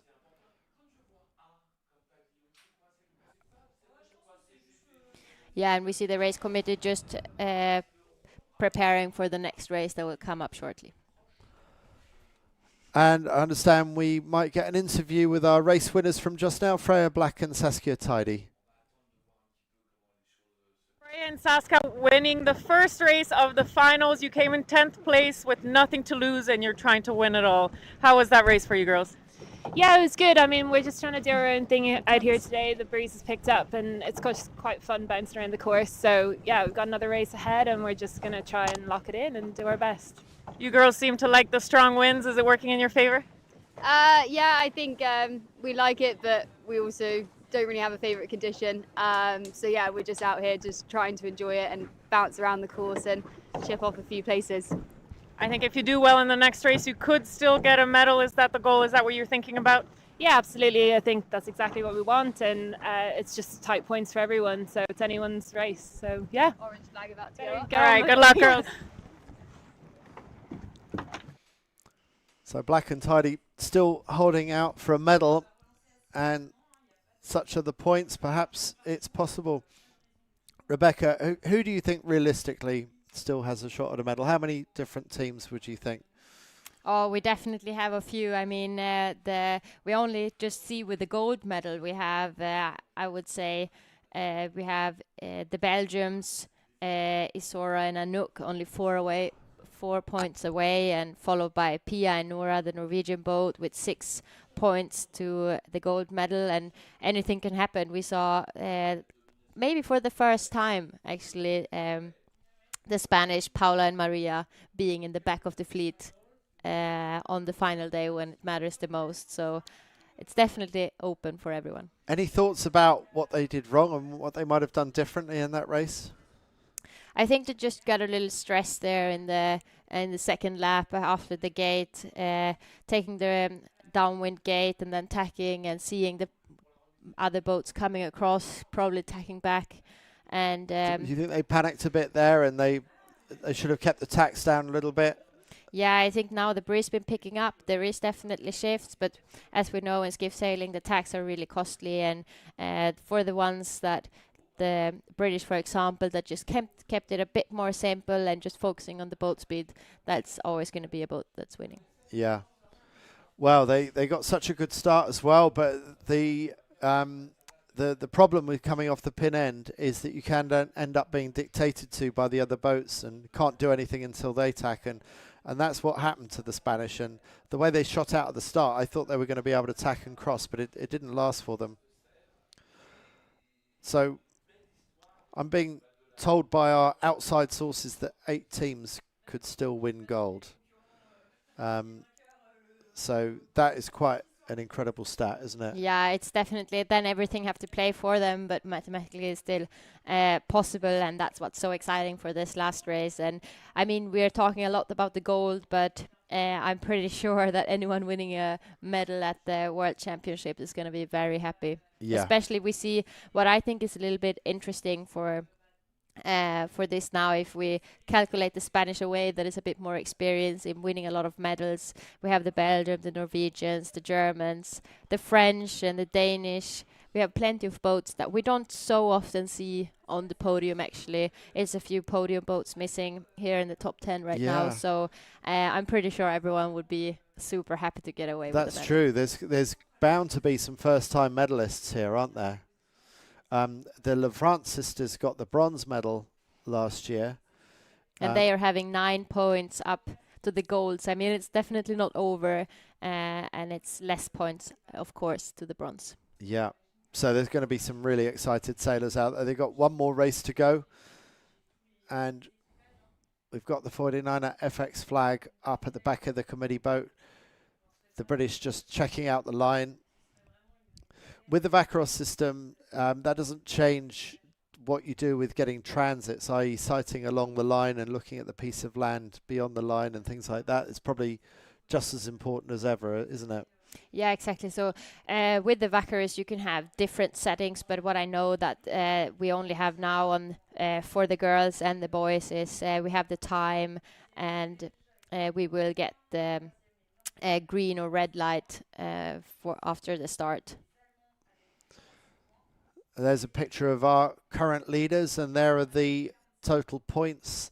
Total points on the right-hand side confirm what Rebecca was saying, that it's just a 4-point gap between Spain in first and the Belgians in second, and then look how close the points are after that. It's only 6 points separating second and 10th place. So every one of these 10 teams has a shot at the medal, and any of the top 8 could still win the gold medal. Yeah, this just proves that it will be quite some calculation after that finish line, and we're all going to be very excited of who the medals are actually going to go to. It's going to be a mathematical challenge, isn't it? Yeah, we're going to sit here and really put our heads together and try and sort it out as quick as possible, because we all just want to know who is the medal's going to go to in the end. I know that Freya Black and Saskia Tidy said they don't have a favourite condition. Is that something that sailors have to tell themselves, or are there teams that genuinely believe that they would happily welcome any condition equally? Yeah, I think for them, they kind of been pointed out as the strong wind and full trapezing fast, and kind of want to get rid of. I know that they've been working a lot on the light wind skills, and they are definitely getting better. And to get rid of that a rumor that you're a little bit slower in the light, it takes a lot of time, and I know that Vilma and I put a lot of work as well in the light wind, and we felt that we were really good in the light wind in the end, but no one would agree, I think. So it is hard to get away from that corner when you're proven that you're fast in some specific conditions. Yes, maybe it was because he was so fast in the stronger winds that people were never really prepared to credit you with speed in the lighter winds. Is that the thing? You can be so strong in one thing that people say, oh, well, they're not that good in the light, but it's only because you might have been as good as everyone else, but you just had that super strength in the breeze. Yeah, exactly. And I think what Freya was trying to say to all of us is don't count us away when it's getting lighter, because we're good then as well. Yeah, well, good psychology on her part, both for her sake and for everybody else in the fleet. You don't want to give away show any chink in your armour. We got 1 minute to go, just over 1 minute, and they are all lined up on starboard right now. We're seeing really early lineups today in the 49er FX fleet. Yeah, they're all just very, very excited to get this final race. This is actually the final race of this World Championship, so I mean, it's a bit of extra excitement for us as well.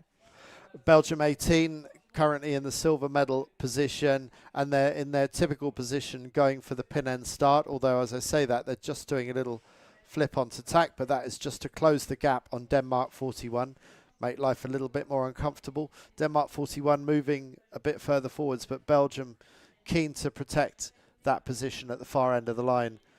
Germany 22 with a bit of work to do, 24 seconds to go, and no clear run into the start for Germany 22. They're going to have to wait for Poland to make a move. Yeah, and it just looks like the Canadians is getting a last spot there. They were waiting for a long time before the gap would open up. Now the trigger pull will come very shortly because it's 5, 4, 3, 2, 1, go. Is it going to be a clear start? Is anyone going to have to go back? At the moment, it looks like a great start for Norway at this end of the line and a really good start for Canada and Belgium at the other end of the line, which we're looking at now. And Spain in the second row. Spain's going to have to do an early tack out of here. Not great by Spain. No, and Spain is also in the struggle that the German 55, Hanna and Marla, was also doing, if we can say, a little worse start. So they are actually blocked. I wouldn't be surprised if the Spanish boat would be tacking soon, or if they think they have enough space to be breathing here. We see them going for the tack just after the German and the Polish to see if they can get a bit more space and free air on this course. So the Spanish giving themselves a lot to do, but having said that, we've seen so many people come back from the dead in these races across the last 6 days of competition on the incredibly tricky Bay of Quiberon. So the Spanish, no need to panic yet. There's plenty of time yet, even though this race is so short, it's barely 15 minutes long. But you'd still rather have got a start like Norway. I really like where Norway are at the moment. Yeah, they are just very comfortable there. They have control over the both sides, and they can tack and do whatever they want, but still having control of this bunch to the right of our screen. And it looks like they can just continue and lean back and sail quick. They're also coming into this race. They were also in third position. I don't know if they know about it. I'm sure they do. Surely they do. Yeah, surely they do, and they know what this race is all about. Yeah, and it's oh so close right now between these top 10 teams. Here are the leaders. They came in with a healthy lead at the start of the day. A lot of that lead has already been eroded for the first race, and the Spanish haven't done themselves any favours with a second row start, but they look really nice in this shot at the moment, fully stretched, going fast in clear air. And we know that they're fast in a straight line. Yeah, it is interesting here on the tracker. It actually looked like the right-hand boats were heading a little bit now, so it seems like the shift is going a bit to the right, which really makes this right-hand side favorable right now. So Spain already ahead of the Danish boat that has to duck behind them. And Spain forced to go out to the right-hand side, and as Rebecca says, maybe that's done them a little bit of a favour, even though it wasn't their first choice. Yeah, the Polish boat now, it's a completely different game. We wanted to be the Norwegian, and now I would say the Polish probably look a bit comfortable as well.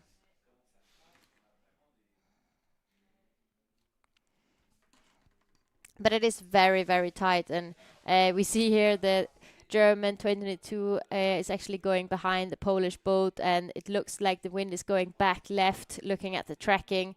So now we're back on the left-hand side being the favorite, and it just shows us how much this course is shifting back and forth.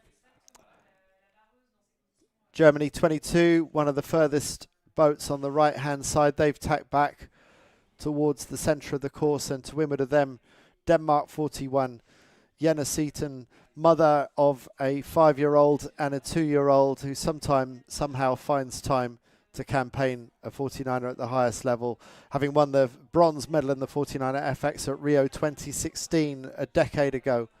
Here's Spain on the right-hand side, a long way back, and so not looking as good as I thought they did. I thought Spain had really got their way back into this quite quickly, but it's not proving to be the case. So this is looking a bit desperate for the Spanish right now. Yeah, this is definitely not how they wanted to start this final race, but we also know that if there's any team being good at bouncing back, it's definitely Spain. And by the looks of it now, maybe they should have committed a bit more to the side. It seems like they are being a little bounced in the middle. So Spain maybe playing it too safe up the middle, should have gone out to the edges a bit more. That's very counter what a coach would normally say. They normally say about hedging your bets up the middle, but after the start they had, maybe they needed to take more risks. bands of breeze across the race course. There's the mark they're aiming for. And Denmark 41. Jens Seaton at the back of the boat working hard. And it seems like it's a tough battle here between Denmark and Norway to get to that lane. They are now on the final lay line, on the port lay line, going to that top mark. But it's a big bunch coming as well from the right-hand side, so it will be a tight rounding at this first top mark. Let's see how Denmark and Norway come out against the rest. Here's the attack from the far side. France coming in from the right-hand side of the racecourse, left of our screen. Norway just squeaking around in front, but are they going to stay in front? They're going pretty slow, but they managed to get round there just ahead of Denmark, with France 63 going round in third. Oh, poor hoist by the Danish, immediately rolled by the French. And I mean, what a great position for Norway right now. And seeing the Spanish all the way back in the fleet going into this race, the Norwegian young girls were only 6 points from the gold medal. Wow. So I'm sure they won't be thinking about that right now. There won't be any victory speeches yet. They're thinking about how to get through that jibe. Or maybe that was just what they were doing, losing the main ship in the jibe. Oh, God. And the nerves are all over the place. And here are the Spanish. They've got to push hard. They've got to get something special out of this race at this stage. They're up and running. And we know they can go fast. They just haven't been able to find their way around this tricky racetrack, and that was not a great start. It didn't set them up for an easy race here. Norway, after fluffing their jibe a little bit, they're back up to full pace again. And they look like they've got good speed and good angle compared with the boat on the far side. I think that's the French on the far side. Yeah, and they French had a little tougher first race, but they are still in the medal hunt. And they were also only 8 points from the gold medal going into this race. So they are also really in it to bounce back. Points to leader on the right-hand side. Suggests that Spain still marginally holding the lead. Would you agree with that, Rebecca? Are they doing enough, Spain, to keep the lead? I don't think so. But I mean, we shouldn't say too much, but I would think that wouldn't be enough for them being last in this race. Very close call here. Collision course. Norway has the right of way. France is going to pass behind, so Norway holds on to the lead marginally, but France certainly pushing hard. And Manon Pere and Amélie Rieu, they were leading earlier on in the regatta, and they are right back in contention along with the Norwegians to get this gold medal. This is still so wide open. Double jibe for Norway as they decide to go round the left-hand mark. What's France going to choose? Looks like they're going to follow the Norwegians round. And they're going to give away a bit of distance here. It looks like I must say, it looks like a little tense Norwegian boat. I mean, they're doing a great job, but it's ending up being quite a few jibes. And we saw Pia as well getting stuck in the foot strap, just crossing the boat. I'm pretty sure they're feeling the nerves right now, knowing that they're leading this race. Some world title jitters going on aboard the Norwegian boat. Spanish still pushing hard. Not the best jibe I've seen from the Spanish. I wonder if they've jibed a little bit too soon. I don't think they've judged the best. No, their lay line's okay, actually. They're okay, but that was a slow jibe by their standards. Still a lot to do for Paolo Barcelo. Oof, just about stopping that kite from dragging in the water. Barcelo straight out on the trapeze. Maria Cantero joining her. Last bit of jib needs to come in and then they can get moving. Yeah, and I wish them get a bit more relaxed feeling, even though it can't be easy on this race course, to see if they can catch up a few boats on this upwind. But a boat that looks really fast is this Norwegian boat now that they're up and running. It just looks very stable and a very well-balanced boat. I think the French look pretty nice here as well.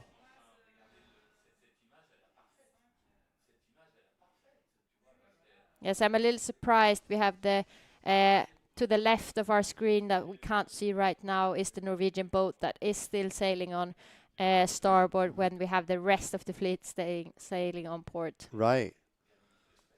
That is surprising. So Norway allowing a bit of lateral separation to develop. They've still got the lead, but if the breeze shifts to the right, then that would put the Norwegians in trouble. Yeah, they created really a big space to the rest of the fleet, but they must be very confident. We see the top mark there, very small white, and we see some good pressure coming down, so I think they feel very comfortable in the position where they are.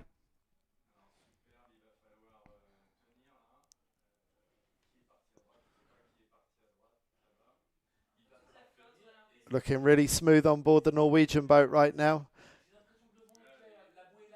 Rebecca, Yeah. how well do you know these girls? Yeah, we were training together with them, and the older generation, Helena and Marie never liked that we called them old, but we had a great training group and we had so much fun, and it's just so great pictures right now. I'm pretty sure they don't fully agree. It could be a little bit of distraction, but maybe that's also what they need. Well, a bit of distraction of having the drone flying in front of them, you mean? Or Yeah, I think. But it looks like I wasn't sure. We weren't really getting any smiles. I think they are really, really focused in bringing this home.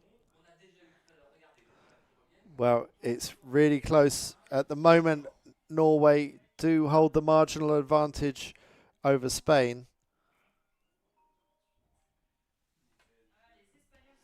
And they are quite well ahead of the French passing behind the Norwegians. So the French were really pushing Norway hard, but going out to the left and holding their nerve out on the left-hand side seems to have worked for Norway, because now you can see just out of picture, just going out of picture on the left, that is the Norwegians, who are now tapped back onto starboard, but they've have put some distance between themselves and the French, who are really nipping at their heels at the bottom of the course. Yeah, it looked like that separation to the right-hand side maybe could have cost them still leading this race. It will be interesting to see what's happening now at the top, but Poland seems very strong up there. We just saw them in the top of our screen, but we know that the top, just before we come to this top mark, it's a lot of things happening, and it's all about that last shift. Norway doing another tack. Quite a few tacks going on here. Wonder how much ley line that they've got left. 14th at last year's Worlds, 8th at the 2023 Worlds. So this is a big step up for the Norwegians. Yeah, it looks like it will be a tack better away for the Norwegians. They just eased off all the kicker and Cunningham and the crew doing it again there just to be able to get the boat down. Doing a final hoist of this World Championship. Yes, this should be the final hoist, barring any kind of disaster. We are coming in to the end of this 49er FX World Championship. Poland going round in second. And the gaps have opened up. Where are the French? Surely the French come into view fairly soon. Yeah, where is the French? I think the French is, yes, they're coming in. Are they going to be able to come in front, or do they have to go behind both Canada and Germany? I don't understand how the French dropped so much compared with Norway. They were so close to each other not so long ago. Another one of these strange examples. It's almost like there's a Bermuda Triangle out there. Yeah, and we see once again the Polish boat really like that right-hand side like they did on the upwind, and the Norwegians are playing the left a bit more. Well, the Polish have a lot of ground to make up if they're going to overtake Norway, but we've seen it done before. The jibe set has proven to be a strong move on a number of occasions. Here comes Spain in from the right of your picture. They're not making ground through this fleet, and I think Spain is going to go round in last. What a disaster for Spain. That's just awful. And Belgium not having a great race either, because Belgium were very much in contention for this gold medal if things had gone better for them in this race. Yeah, Belgium was actually only 4 points from the gold going into this race. So this really looks like Norway's been taking a grip of this final race. maybe this could be the final jibe. Could be that they have one more jibe to go before the finish, just playing that lay line a bit safe, so they don't overstand. Wow. What a conclusion to this World Championship. I didn't see this coming. I didn't have Norway down as possible gold medalists at the start of the day. I just thought the reigning world champions from Spain would be too strong. They had the advantage going into today. We know that Paula Barceló and Maria Quintero can rise to the occasion. They did that in Sardinia. They really pushed the limits in Sardinia to win that gold medal. But it's going to be, increasingly, it looks like it's going to be the Norwegians, Pia Dahl Andersen and Nora Edlund, winning this race. Is it going to be enough to win the regatta overall? I'm not sure if we can call that the moment that they cross the finish line, because so much depends on what happens behind them. Is there one last opportunity for Spain? Yeah, Spain is Norway is definitely playing it safe here. We see they jibe just below the Polish boat to secure that nothing more can happen, and they really did everything they can in this last race to be taking the win, and it's all up for Spain to see what's going to happen in the end. And Spain, if we're to believe the leaderboard on the left-hand side, has moved up 2 places. It was the Spanish boat was in last. It's now moved up 2 places. Things are really, really close. And I think Spain have to move up 1 more boat to be able to secure or take the gold. Pia Dahl Andersen, Nora Edlund, you are about to win the final race of the World Championships. Is it going to be enough for you to win the world title? We don't yet know, but congratulations to Norway doing everything they can to secure the gold medal. But now they have to look back upwind, look over their shoulder and see where are those other teams. Where is Spain? That is the critical boat. Poland 14 comes across in second. Canada comes across in third. And now it's all what's happening behind. It's a matter of where is Spain? Have they made any more ground in towards the rest of the fleet? Across comes, here's Spain. Oh, we want to see the finish. Are they going to take any of these boats at the finish? They might do. It's still so close. Spain has got to get across ahead of some of these boats. Is it going to manage it? It's so close. This is going to be photo finish stuff. Spain just charging down the inside. Has it got ahead of the other boats? Spain, we see, has finished 7th. Don't know if that is for sure. This is so close. It's pretty much neck and neck between Spain. There's no celebrations on that Spanish boat. I wonder if there are any celebrations yet on the Norwegian boat. Is it going to be the reigning world champions securing another title? Is it going to be the Norwegians? That looks like celebration for Norway, but is it celebration because they've won gold or because they won a medal? It's so close. I wish we could give you the absolute certainty that Norway have won the top spot. We don't yet know that. Yeah, so I've been doing some quick math. I definitely think they're celebrating for a medal. I wouldn't say that they've been winning yet. What I can say from my calculations right now, it is very, very, very tight. When they shake their fists with that much certainty, what does it mean? Does it mean that they've got the gold medal? I mean, it would definitely, I would think actually that they just... I don't want to say it, certainly sure, but I actually think they just took the gold with the same points as the Spanish, but because they won the last race, they were taking the gold. It's not for sure. I can't say it yet, but that's how my math has been working this out. Right. Well, it could come down to the fact that they won the final race, and it could be who beat who in the very last race. If we go a little further down, I think we actually have a little bit of the same situation when it comes to the bronze. We have Not really sure, but it's definitely even tighter with the bronze as well. How And could it be any tighter? and I mean, this final and this standing is just too much. So that's the outcome of the race. This much we do know is that Anderson and Edlund won the race. Is it going to be enough to secure the gold? Melzaka and Jankowiak from Poland were second across the line. Lewin Lafrance sisters were third.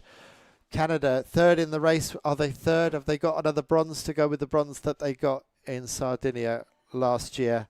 We're still waiting for the final outcome of what has happened and who has got. All the attention seems to be on the Norwegians. So we have. We also get messages here that they actually don't know. They are just celebrating, being too excited what we're going to give them. And we're all waiting on that race committee boat giving us the final results. The momentum seems to be with Norway, with Anderson and Edlund. And there's not such a crowd around the Spanish boat. It's much quieter around the Spanish boat. But we just don't want to call anything until we know absolutely for sure.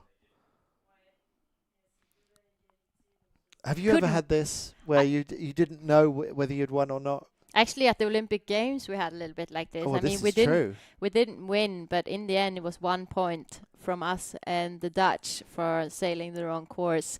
We just celebrated that we won the final race, and what a way to finish a 3-year-long campaign.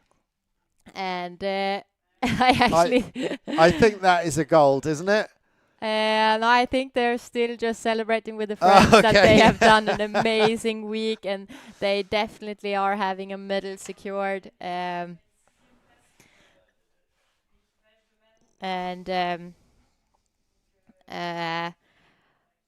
the Spanish are just holding the breath, waiting to know what's happening right now. And is that the Spanish we're looking at there? Yeah, that's the Spanish. They're just waiting. Not as exciting as the Norwegian boat, but let's see how the calculation is going on that committee boat.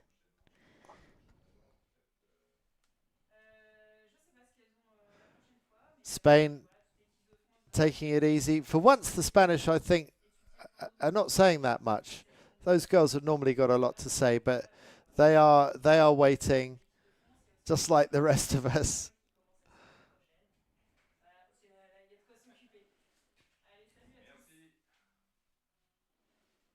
What a finish we've had to this.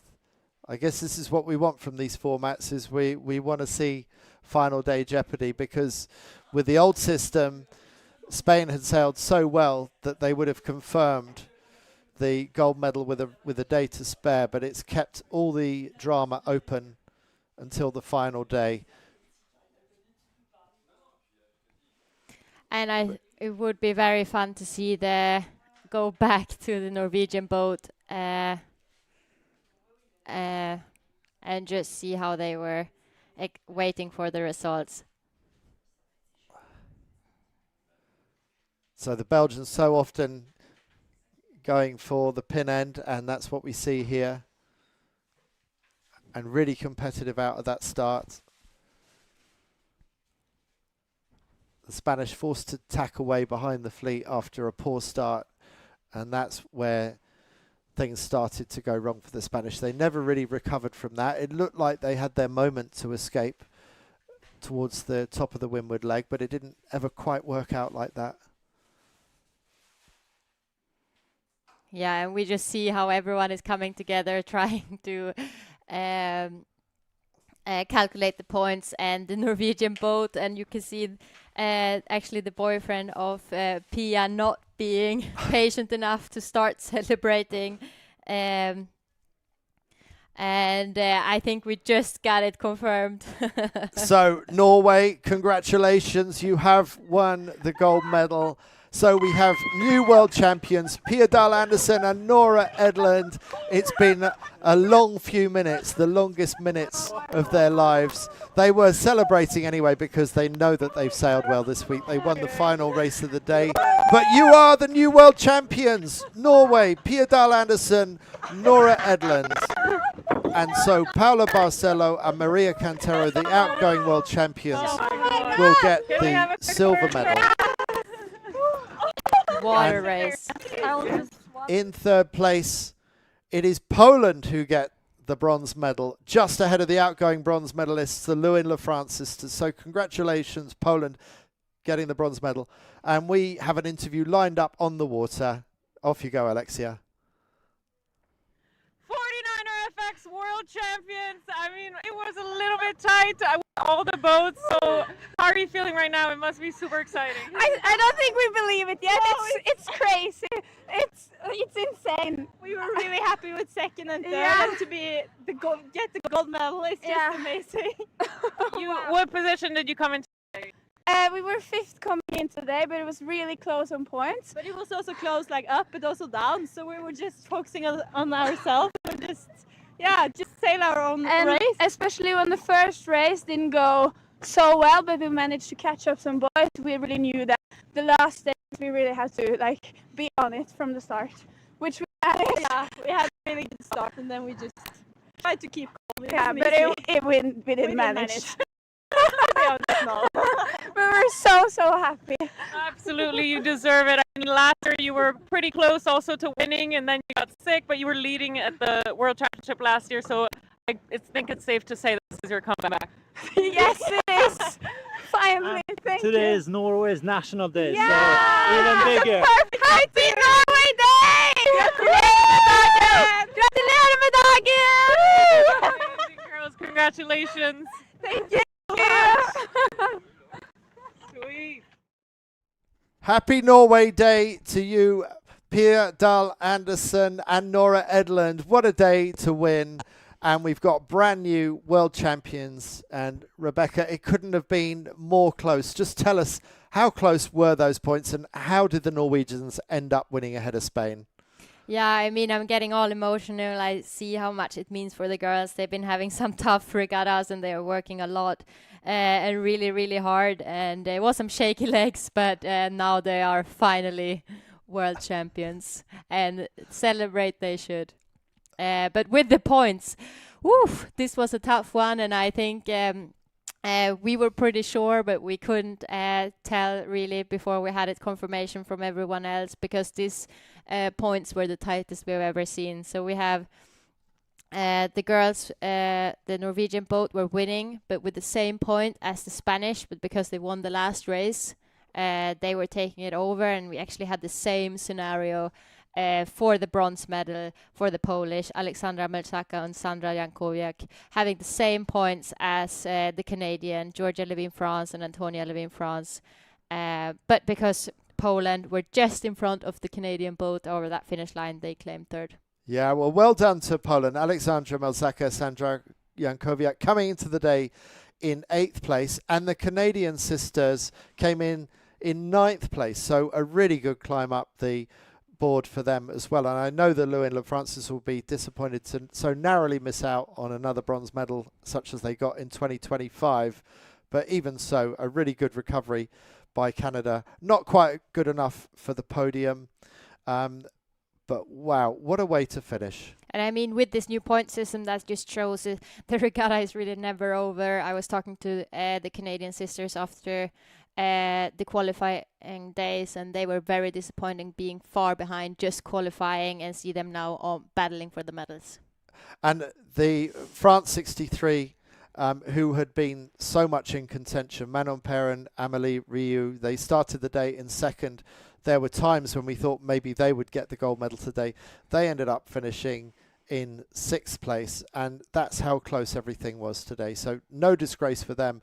The points were so close, and in the end, just 10 points between the winners, the Norwegians, and the last place boat, the 10th place, Jenna May Seaton and Christina Anderson. So it really goes to show that anybody, if they'd have had a good day on the last day, could have won that gold medal. So what a perfect scenario. Yeah, exactly. And I think we have the Spanish team on our screen right now, and I'm just so impressed by this team. I mean, Paula just felt like yesterday she was stepping over from crewing for such a long time, now helping. They won the Worlds last year, second at this Worlds. What an achievement.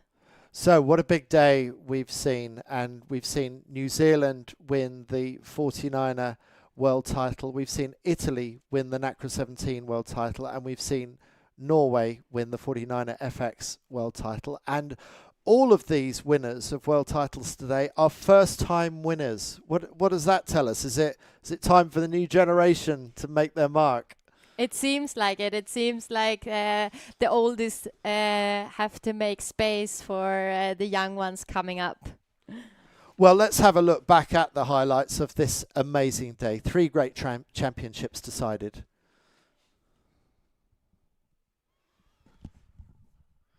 And there is the start of the 49er race. The Dutch, Bart Lambrechts and Floris van der Werken.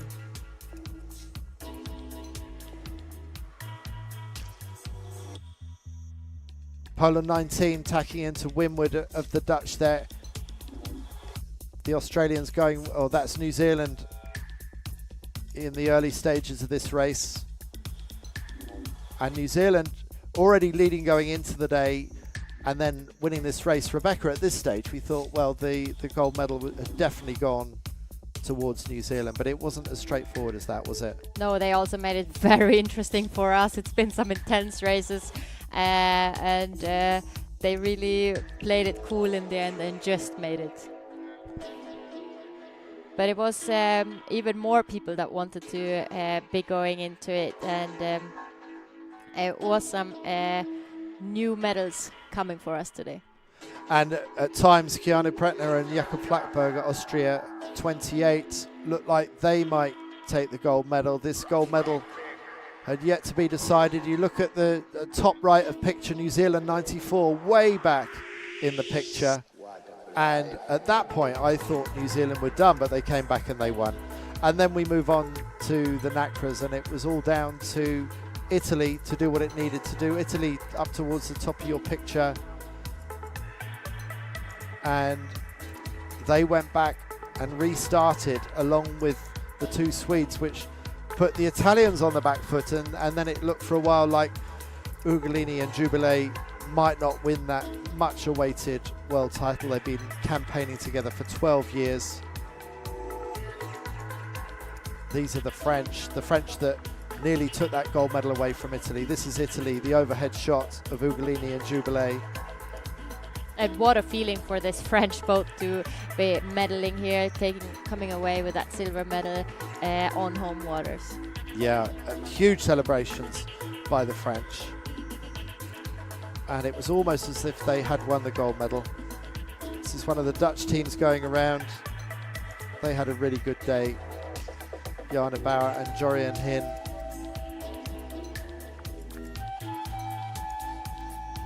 And we had all the mode changes for the Nacra 17. We had the low riding that we're seeing now, and we had the full foiling as the Dutch fly down towards the bottom of the course. Here are the French. Yeah, and just remembering this race wasn't long ago when there was pitchy and patchy, and breeze just picked up for that second race, and that's what we got to see on the FX later in the day, that the breeze was a bit more up and we could really see some fast sailing. Radical start by Sweden 14 here. It goes badly wrong for them. Good start by France down this end of the line, and on the far side we're keeping an eye on Italy to see if Italy can do enough to hang in there and win the gold medal. There's a real battle between France and Great Britain for the silver and bronze medal, and at times Argentina must have thought maybe they could get to the podium.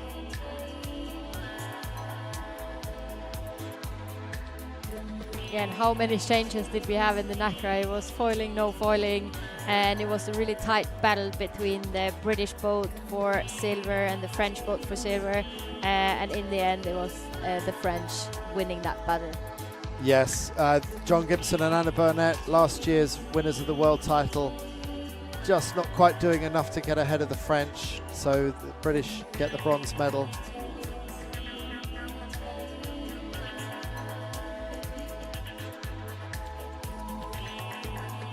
Australia also does well today.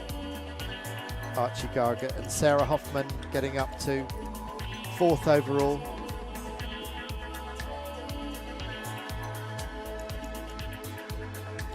But it was somewhere there that we saw the British ending up just outside that pressure, even though it looked so good. And there's the moment of celebration for the Italians. The long-awaited world title that they fought so hard for. They narrowly missed out last year, but they got it all right here in the north of France. Congratulations to Gigi and Maria, continuing that long line of success in the Nacra 17 for Italy.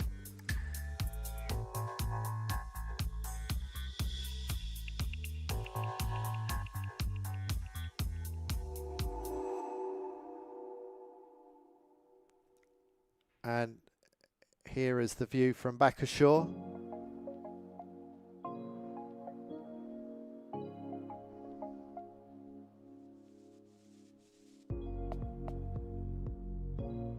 And boats coming back ashore after the 49er FX race. And the world title won by Pia Dahl Anderson and Nora Edlund. And Rebecca, you wanted to say more about the Polish, because we maybe haven't said enough about them. No, I think someone that's been a little bit under our radar this week is actually the Polish girls. They went into this final day, if I have the old results here enough, in 7th. Or even in 8th. 8th place. So, I mean, and they are coming away with a bronze medal today, and isn't that incredible? Yeah, yeah. So well sailed by Melzaka and Jankowiak, and there is confirmation. Norway and Spain finishing on equal points, but because they win the final race, Anderson and Edlund win the gold medal for Norway. Spain gets the silver. Melzaka and Jankowiak get the bronze medal for Poland, just ahead of Canada, who are also on equal points. And just look down the rest of the list. It's only 56 points for the 10th place boat. It could have gone so many different ways, and that was about as dramatic and as uncertain as you could possibly get. Seb Menzies and George Lee Rush, well, it looks pretty easy when you see that 6-point gap there, but it didn't feel like that at the time. The Austrians pushed them actually very close for the gold medal, but Austria gets the silver, and the Dutch, the 3-time world champions, finish on equal points, but just miss out on tiebreak to get the bronze medal.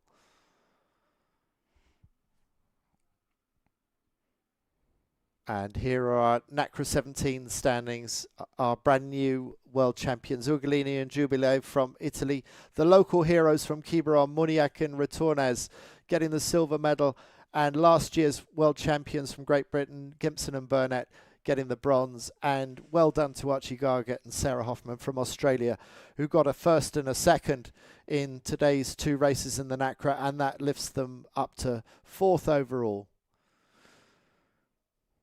So, Rebecca, it's been an absolute pleasure to commentate with you this week, to have someone of your caliber and a world champion and Olympic silver medalist. And yeah, mixed emotions for you not being out there racing. There must be times when you think, yeah, I wish I was out there still doing it, because you probably still could.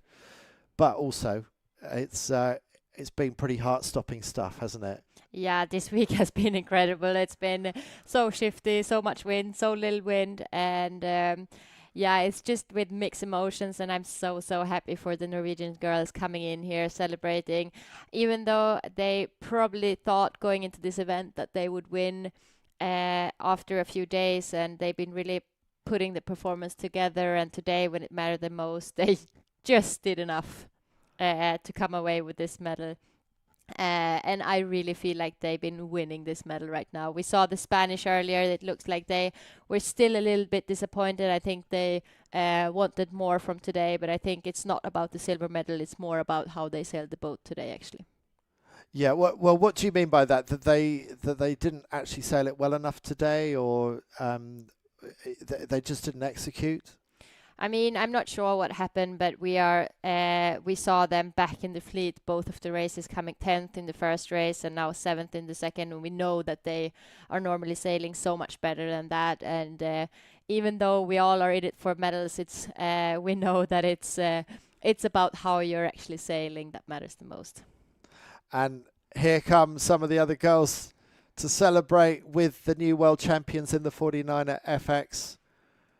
And what an exciting day on Norway Day. It's National Day for all Norwegians, but wow, what a day to remember for Pia Dahl Andersen and Nora Edlund. So winners of the world title for New Zealand in the 49er, Italy take the world title in the Nacra 17, and Norway in the 49er FX. Hope you've enjoyed our coverage today. Remember, there is racing going on throughout the year. You can keep up with all of that at 49er.org. The best way to keep in touch is sign up to our newsletter at 49er.org/subscribe. The YouTube channel will always have new things coming up there. You can watch back this live stream and tell your friends about it. We've had 3 great days of live stream, which you can look back through anytime. And if you want to see more live stream in the future, then you can make a donation to 49er.org/gift. But from me, Andy Rice, and from my co-commentator, Rebecca Netzler, bye from me, bye from Rebecca. Yeah, that has been an incredible week, and what a way to end. Thank you so much. Thank you for watching. Thank you, Kiberon. And we will be back to you for our next major championship in 49er, 49er FX and Nacra 17 racing. But from Kiberon, we say goodbye.